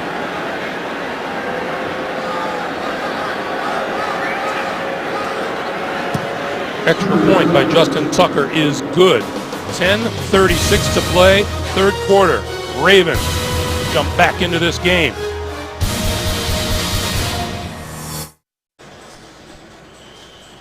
Camden Doss just got a congratulation from his head coach on his first career touchdown.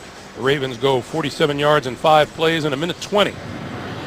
29-10. And this will not be run out of the end zone. They'll come out to the 20-yard line. Steven Spielberg talks about his new film Lincoln and the timeless lessons it holds for today's politicians. 60 Minutes tonight. Well, we talked about 19 points not being insurmountable when you've got a big strike offense. Now that puts a lot of pressure on the Ravens defensively, because if they're to win this game, they have got to do something that didn't happen the first half. They've got to throttle this offense of the Texans.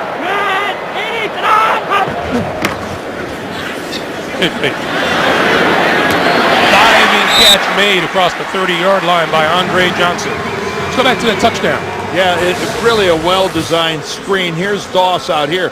Pitt is going to get a kick out, and then the 2 linemen are going to come out from the inside, one with a kick out, which is going to be Marshall Yanda, C73 and 77, and then Burke peels back to the inside. I mean, really, that is exactly the way the coaches laid it out. You don't want any part of a guy like Marshall Yanda coming at you full speed. No, Pro Bowler last year, deservedly so. Foster tripped up at the 30-yard line. Hit and brought down by the rookie, Courtney Upshaw. And we got a scuffle out at the 40.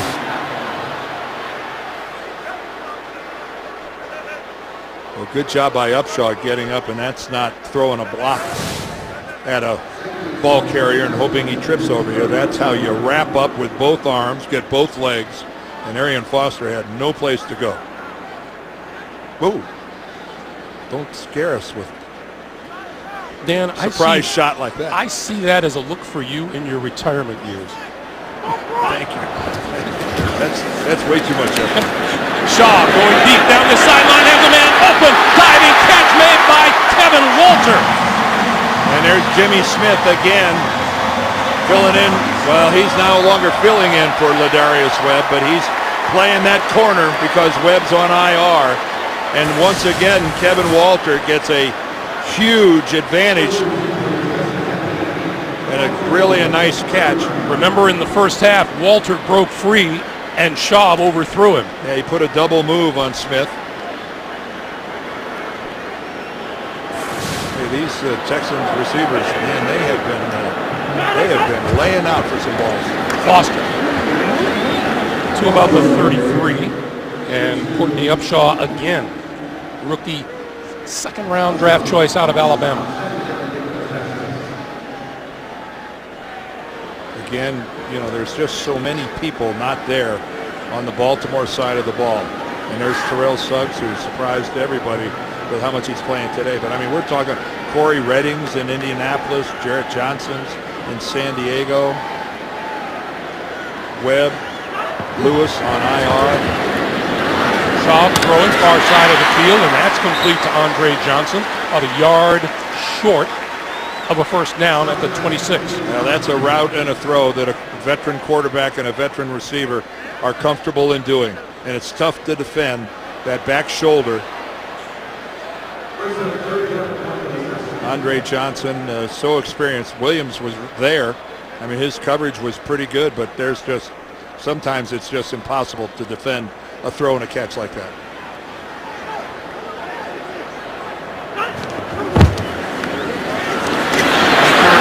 Foster left side to the 21 and a first down. Yeah, here is backing up what I was talking about. You look at the bottom there, Kelechi Osemele, he went out in the first half with an ankle injury, and luckily they said the x-rays were negative. Ed Reed, he's fighting through that shoulder injury. Same with Haloti Ngata with his MCL in his right knee. Terrell Suggs, he's back, and that is nothing but good news for Baltimore and what has been pretty much a sea of bad news on the defensive side of the ball. Foster again avoids a tackler in the backfield, dives across the 20 to about the 18, and we get a penalty marker. Holding, offense, number 55. 5-yard penalty, repeat, first down. That's the center, Chris Myers, and there is Kelechi Osemele. He's still got his shoulder pads on, still into the game, still. That is great news. That is good to see.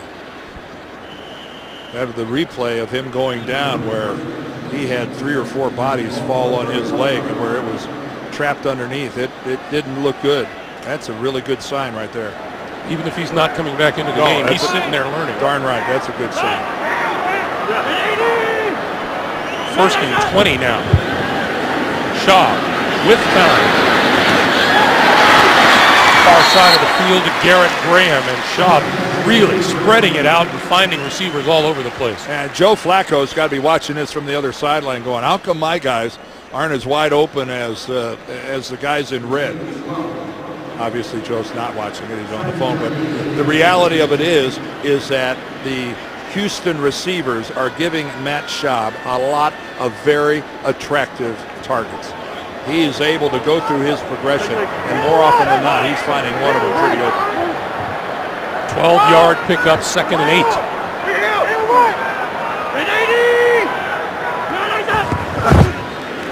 Tate following his block. Ducks inside the 15-yard line. You know, this offense at one time was just pitch and catch between Matt Schaub and Andre Johnson. And look at this. He's working it around. Now, Arian Foster, who's normally a pretty good part of the passing game, hasn't been involved here today. Only one completion to a running back all day. Foster and Tate both are very good receivers out of the back. Terrell Suggs on the field for 3rd and 3. The pitch for Foster. Foster, nowhere to go, changes direction. Going the other way. 15, 10, out of bounds at about the 8.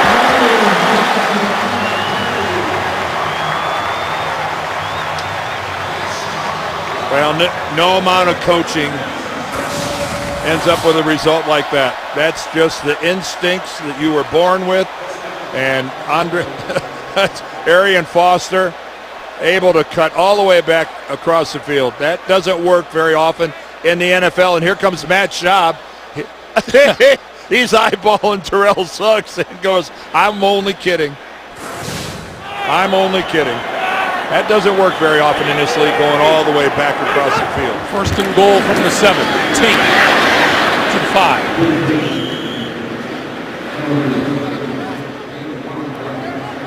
And Foster comes back in again, a little bit more pushing and shoving.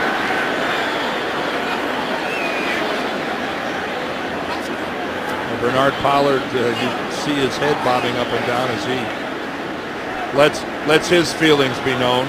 Well, no one in their right mind is going to think that the Baltimore Ravens are going to enjoy what's been happening here. All right, let's take a look at this.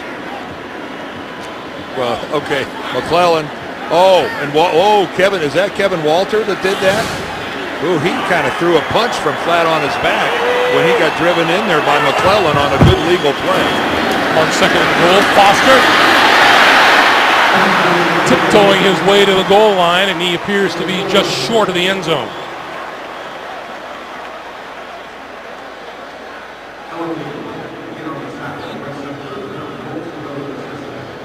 That time Arian Foster looked like he was going to try to take it outside, and then he made that one jump cut right back up into the hole. Fourth time for Houston in the red zone today. They have a touchdown and 2 field goals to show for their previous 3 trips. There is Foster.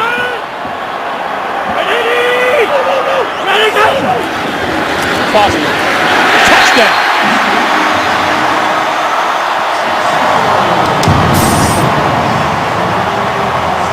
Well, the Texans just did exactly what we said if Baltimore wanted to really truly get back into this game, they couldn't allow them to do.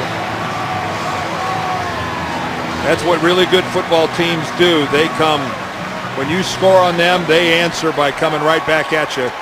And that's what this club from Houston just did. Foster extends his team record.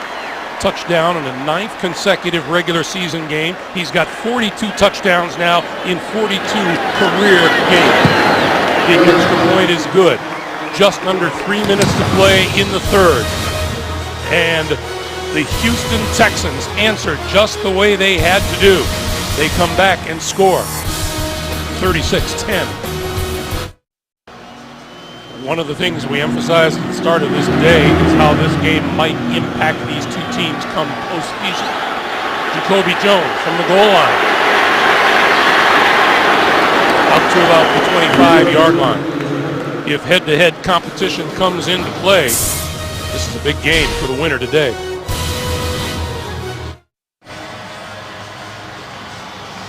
Well, here's what you should do. You should join the NFL and the American Cancer Society in the fight against breast cancer by supporting a Crucial Catch campaign. Visit NFL.com/auction to bid on authentic NFL pink gear worn by players and coaches. 100% of the proceeds benefit the American Cancer Society.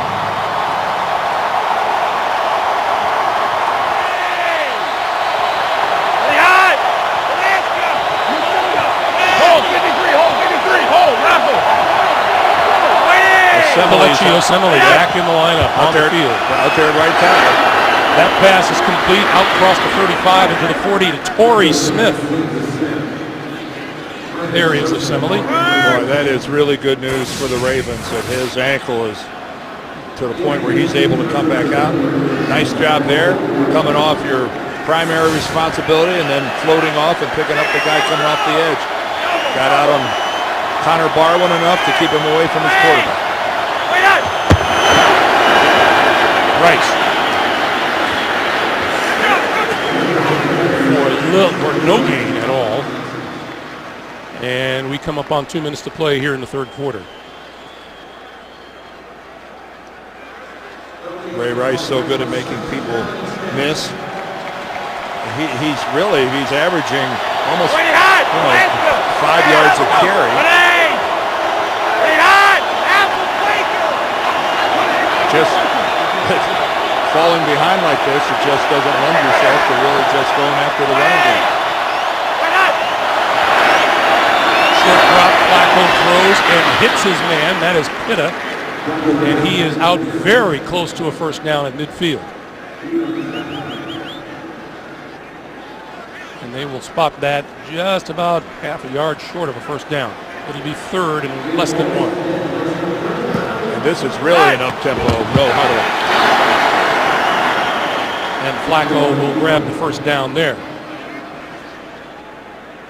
He got up there and snapped that in such a hurry. He did it before the Texans This Baltimore were team able to really get set defensively. This Baltimore team did something unheard of, Dan, being rushed on for more than 200 yards a game the last 2 weeks and winning. And winning both those games.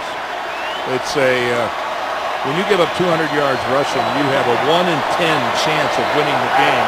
They did it back-to-back weeks. Flacco throws this side and in and out of the hands of Torrey Smith.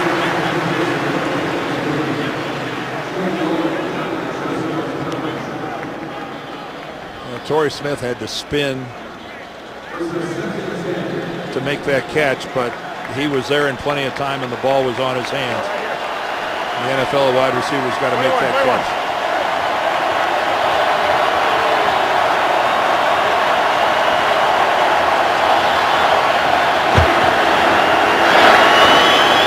Flacco throwing on the outside, and that catch is made by Jacoby Jones. Meanwhile, an interesting week of preparation.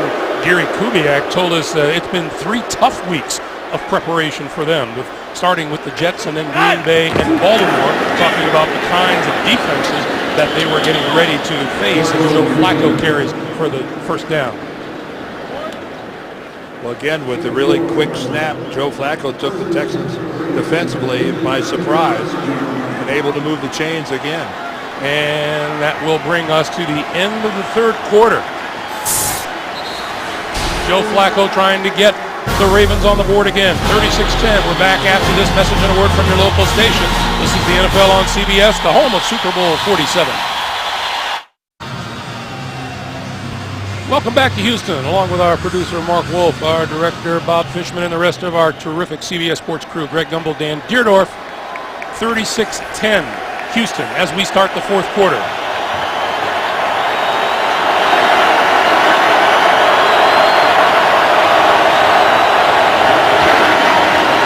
Flacco looking, throwing across the field, batted down, intended for number 81 Anquan Bolden. Bryce McCain made the play. Boy, and Anquan Bolden doesn't even have a reception yet in this game, and what a play here by McCain. Now, he gets away with a lot of holding. Lots of holding. There were probably 2 or 3 different occasions there where you could have thrown a flag on Bryce McCain. Hey! Rice back into the game on 2nd and 10. And out to the near side, that is caught by Bolden, his first catch of the day, and we get a flag.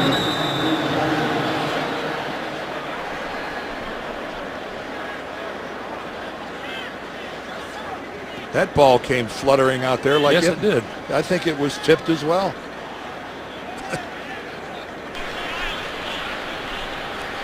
Pass interference, offense, number 84. 10-yard penalty, repeat, second down. Ed Dixon, the tight end. Let's see who gets a hand on this one. Oh, well, now even defensive backs are getting involved. Glover Quinn decides that he'll get in there, but it ends up being a completion. But doesn't matter. Offensive interference called on Dixon. And that takes his reception away. Baltimore, 66 yards in penalties today. And 55 yards rushing.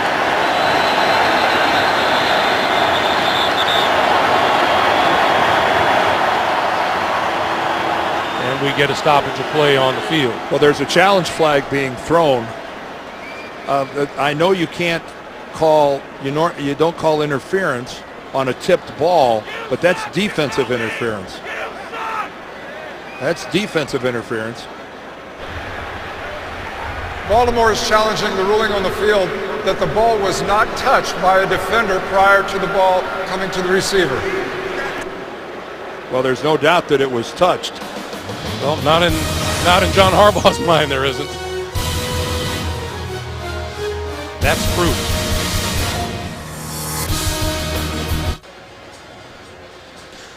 Well, welcome back to Houston, and here's what has happened while you were away. Tony Correnti says he is now aware that that ball was tipped and has gone under the hood. Here's the tip.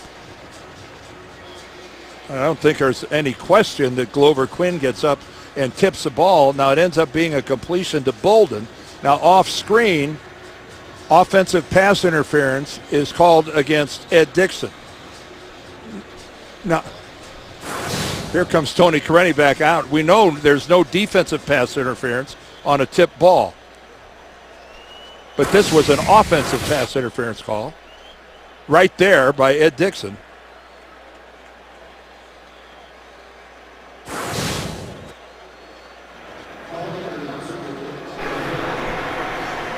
There was no challenge by Baltimore as information on the field was given that the ball had been tipped at the line of scrimmage, therefore no offensive pass interference. The pass is complete, result third down at the 28-yard line. Baltimore is not charged with a timeout. Well, it took quite a while for him to sort this out. So the tip ball negates offensive pass interference as well. It took Correnti and the replay official upstairs a little time to figure it out, but end result 3rd and 3 at the Houston 28-yard line. Ho, ho, ho! 38. Here comes the blitz. Quick pass, incomplete. Dennis Pitta was the nearest receiver.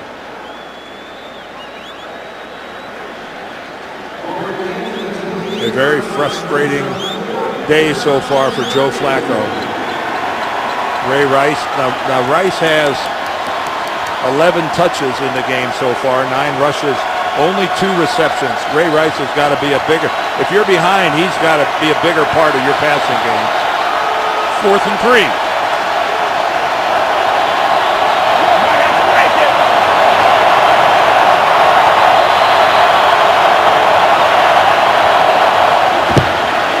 Flacco throwing this side incomplete. Penalty flag. They're going to get Jonathan Joseph. Torrey Smith, the intended receiver. Looked like he came over the top on Torrey Smith. Pass interference, defense number 24. Automatic, first down. Jonathan Joseph is a very aggressive corner. Well, if it happened prior to that. There was no contact in what we saw right there.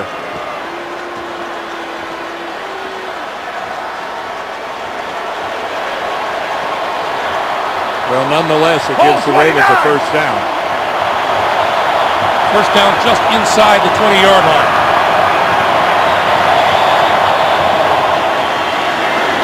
Flacco under pressure and down at the 27-yard line. Number 94, Antonio Smith. Well, we've seen this little game before. Antonio Smith up top. He's going to work back to the inside, and he just gets underneath Michael Orr. Matt Burke isn't able to come over in time because Michael Orr is tied up with another defender.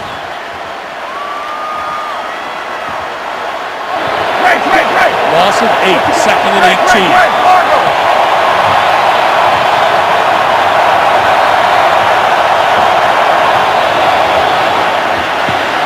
Flacco under pressure again and goes down again, and again it's Antonio Smith.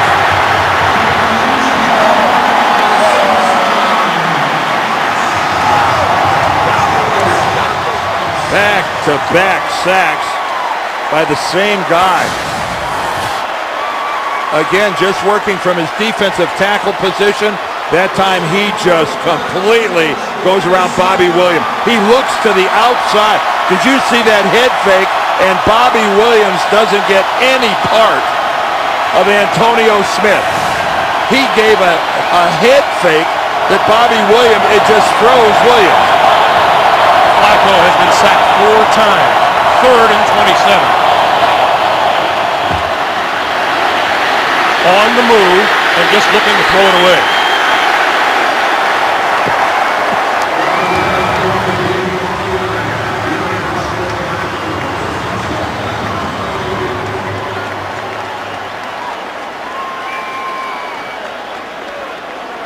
Dan, I'm watching Kelechi Osemele, and he looks like he's just playing on guts, like he can barely move. Well, give him credit for getting out there, but that wasn't. Those last couple were on the other side of the ball. They were away from Osemele. Going to get a 54-yard field goal here. This will be Justin Tucker, whose long is 56. Straight enough and long enough. Tucker puts 3 more on the board for Baltimore.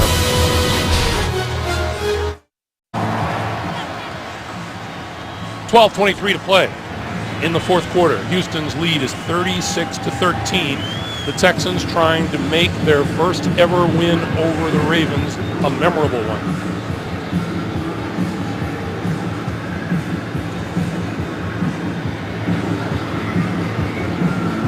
For the last time, the Ravens scored a touchdown to get them to 10 when they needed a stop. Unfortunately, the Texans went all the way down the field. Onside kick, and it's grabbed by Brian Bremen of the Texans. I mean, directly to him. Bremen didn't even have to move. Wednesday in prime time, JV, Phil Simms, Chris Collinsworth showcase America's favorite game with their own unique style inside the NFL Wednesday on Showtime. So the onside kick doesn't work. Houston with the ball now at the Baltimore 44.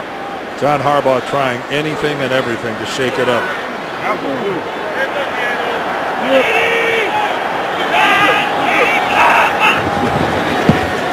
This is Tate, left side, running room. Work through to the 35.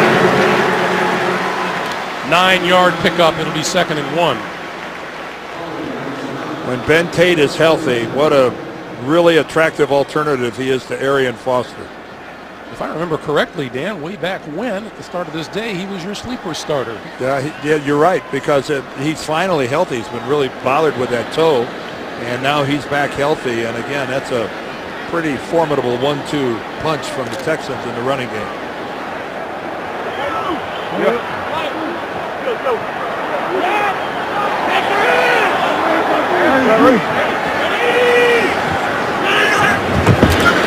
On 2nd and 1, Tate gets the first down and more. Gets inside the 30-yard line. It'll be a first down. Well, the Texans are in their element now, hammering away with the running game. Terrell Suggs is on the field for Baltimore. There he is. I talked to a lot of NFL people and a lot of observers, and I don't think anybody saw him taking this many snaps. He's played 30 plays already in this game. It's a credit to number 55. Yes, it is. This is Arian Foster. To the outside. A little stop and go. Brought down by Bernard Pollard. I'll finish it up by saying it's a credit to 55. It's a credit to the doctors and to the training staff of the Ravens as well. Again, Arian Foster today has made a couple sensational cuts. He has taken it where the Ravens were not expecting it. And again, that takes good, there's got to be some good solid blocks up front to allow you to completely change direction like that. Nobody's getting upfield to cut off the cutback, and Foster's taking advantage of it. On first down from the 14. Foster to the 12, and Foster coming off now. Granted, against Green Bay, this Houston team was playing from behind and was throwing an awful lot, but still, last week he had just 29 yards rushing against the Packers. Not the kind of game that the Houston Texans want out of Arian Foster. No. But then again, they were playing from behind in that game because of the fact that Aaron Rodgers just put on a clinic. 6 touchdown passes, no interceptions. That's little radar lock that night. Not a bad day's work. 2nd and 8. Foster out, Tate in. Tate gets the handoff, breaks it to the outside, to the 10, to the 5, knocked out of bounds at about 3. Pollard and Ed Reed. And Ed Reed is still down. Yes. And Bernard Pollard hasn't gotten up yet either.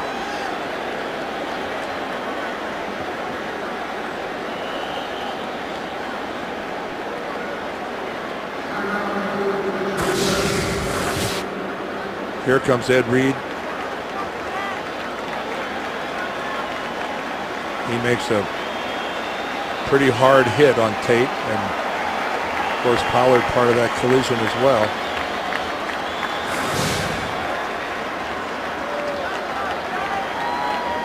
As Ed Reed, I think as all of you know, with a bad shoulder, they're looking at his ribs and they're pressing around in his midsection. Suffered the labrum tear in the game against New England. He's been taking treatment for it every day.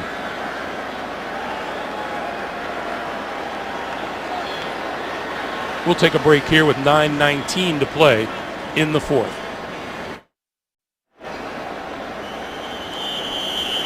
Welcome back to Houston, everybody. There's Ed Reed. I want you to look at him when he lands. His right ribs are going to land on the back of Ben Tate's legs right there. And that's what really caused Reed a lot of discomfort. He was wincing as he made the walk back over to the Ravens bench. But bouncing around, that's a good sign. Looks like he'll be back in the next chance he gets. First and goal. This is Arian Foster. Reaching. Touchdown.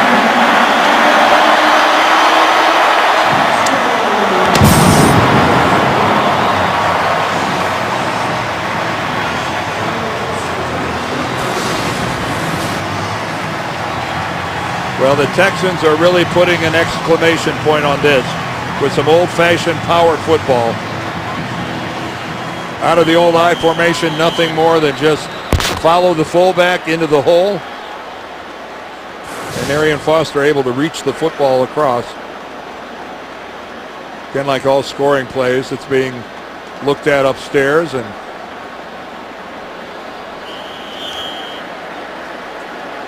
the whistle blew. It's been confirmed.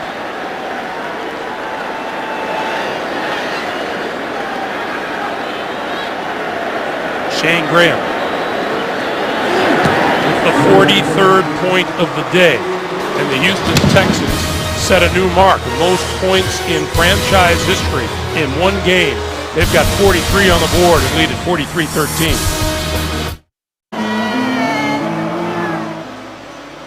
Not a number that John Harbaugh wants to see. First time his Ravens have allowed 40 points in 73 games. Jacoby Jones going to run this one out of the end zone. Walker on the left side, out across the 25, out to about the 28-yard line. It's a doubleheader Sunday here on CBS. And coming up next, Mark Sanchez and New York Jets matching up with Tom Brady and the New England Patriots in an AFC East tiebreaker, or the Jacksonville Jaguars out in Oakland against the Raiders. Check your local listings for the game in your area. Total defense has been the problem for these Baltimore Ravens, and coming in today, they were 26th in the league, averaging just over 396 today. Well, you know, the good news is that they were only 11th in the points allowed, less than 20 points a game, but that came to a screeching halt here this afternoon.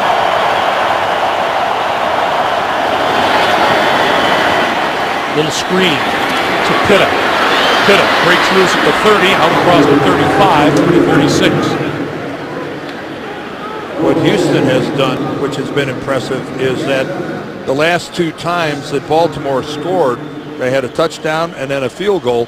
Both times after that, the Texans came back with a touchdown drive of their own.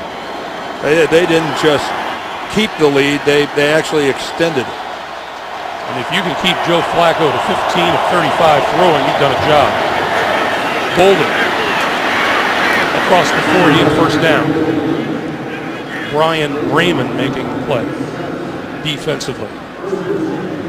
Well, you know, coming into this game in just really a quirky deal, if you can imagine, the only two teams in the AFC that had winning records. And And what are we, we've got a little ways to go, but what do you surmise out of this? One, this is a good Texans football team. And B, this is a good but banged up Baltimore team.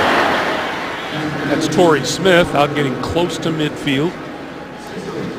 I'm sure the Texans, having to go in to play Baltimore last year with a rookie at quarterback and TJ Yates, they understand what it's like to be banged up, and I doubt they have a whole lot of sympathy for anybody.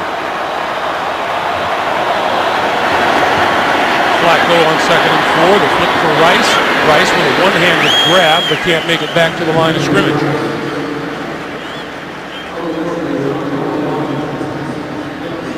It's a big strike Baltimore team, and you can see that has been completely taken away today. And you know what? Wade Phillips deserves some credit. And we made mention of it earlier, Dan, but if this playoff matchup, should it happen, it's a big deal if you don't have to play the Ravens in Baltimore. They are tough.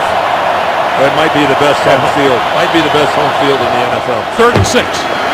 Flacco throwing over the middle, inside the 45-yard line to Bolden for a first down. 6:20 to play here in the 4th.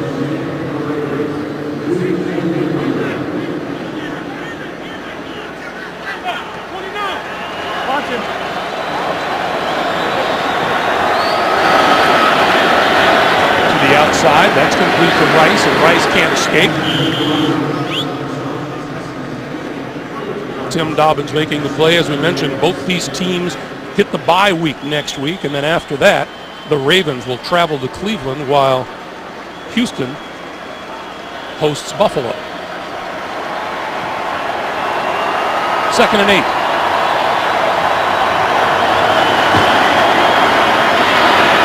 Rice again.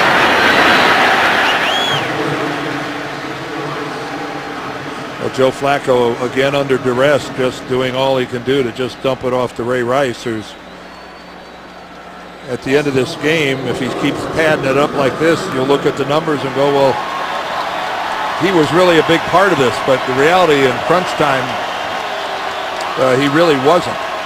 He's got 9 carries for 42 yards. That's a nice average.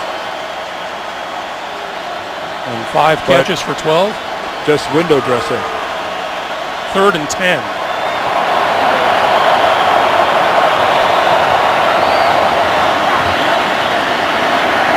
Going deep for Torrey Smith. Diving at the end zone line. It's incomplete. Troy Nolan covering.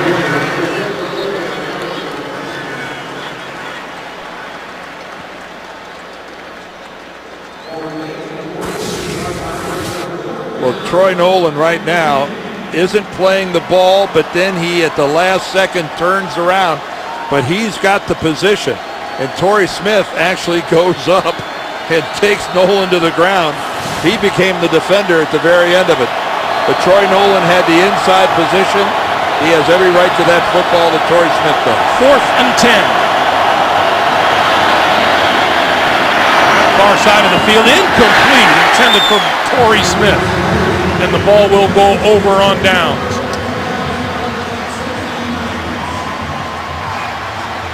And just a tough day. There's Torrey Smith at the top. And again, just working against Kareem Jackson. Jackson almost conceding the completion. If you could get the ball there. Giving a big cushion, and the Ravens unable to convert.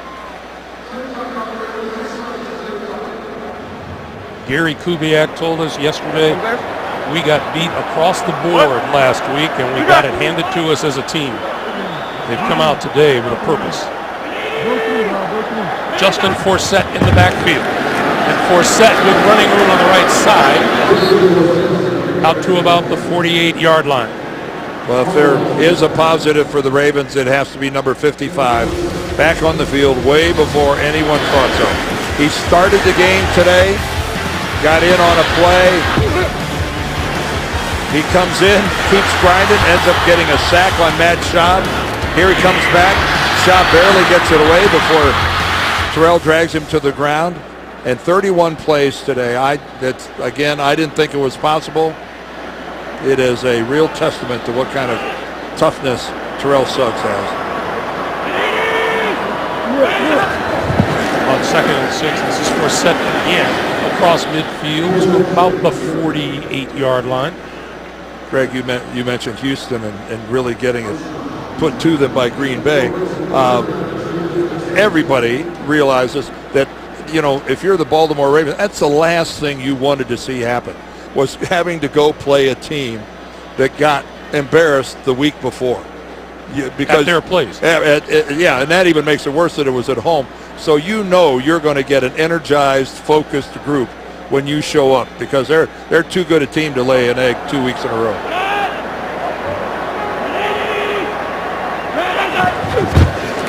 This is Forsett on 3rd and 2, turning the corner, first down, yardage, and then some. Inside the 40 to about the 37-yard line as we come up on 3 minutes to play.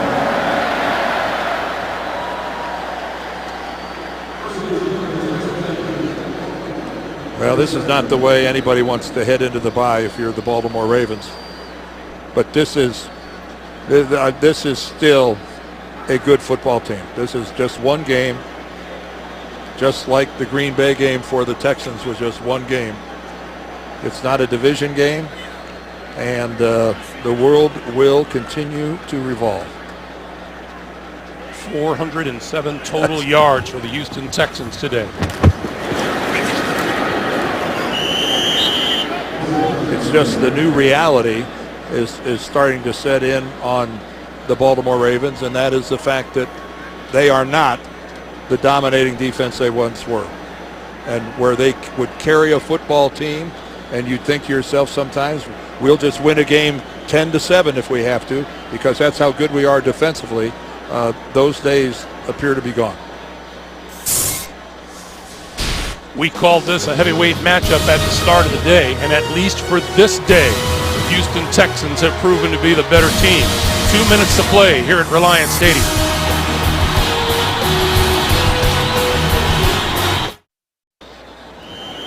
With 2 minutes to play, we remind you, coming up next, either the Jets in New England or Jacksonville against the Raiders here on CBS. 2nd and 7.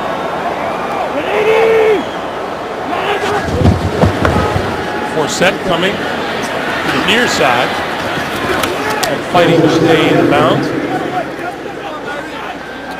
Recent history shows that if you have the best record in the AFC through 7 weeks of the NFL season, your year turns out pretty good. You can see 5 of the last 6 years that is held up to be true. Doesn't mean you're going to win the Super Bowl, but you get there.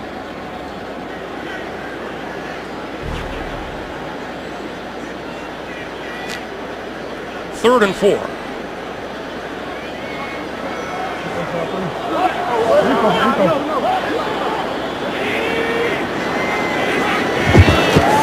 And once again, it's Forsett, and Forsett with a first down inside the 25, and there is the head man, Houston Texans, Bob McNair, who I think showed tremendous vision and patience staying with Gary Kubiak as head coach. He has really put together a good organization. And this town is football crazy. Deservedly so. This was a good football team last year when injury began to take its toll. That'll put the cap on a big Houston victory. For the first time, the Houston Texans have beaten the Baltimore Ravens. Oh, excuse me. 7th try is the charm. As the final seconds tick away. The Houston Texans 43, the Baltimore Ravens 13. Coming up next, doubleheader action. Jets, Patriots, or Jaguars, Raiders. For Dan Deardorff, for all of us here at CBS, Greg Gumbel saying so long from Houston. You've been watching the NFL on CBS. Coming up, the NFL Today update presented by Farmers Insurance.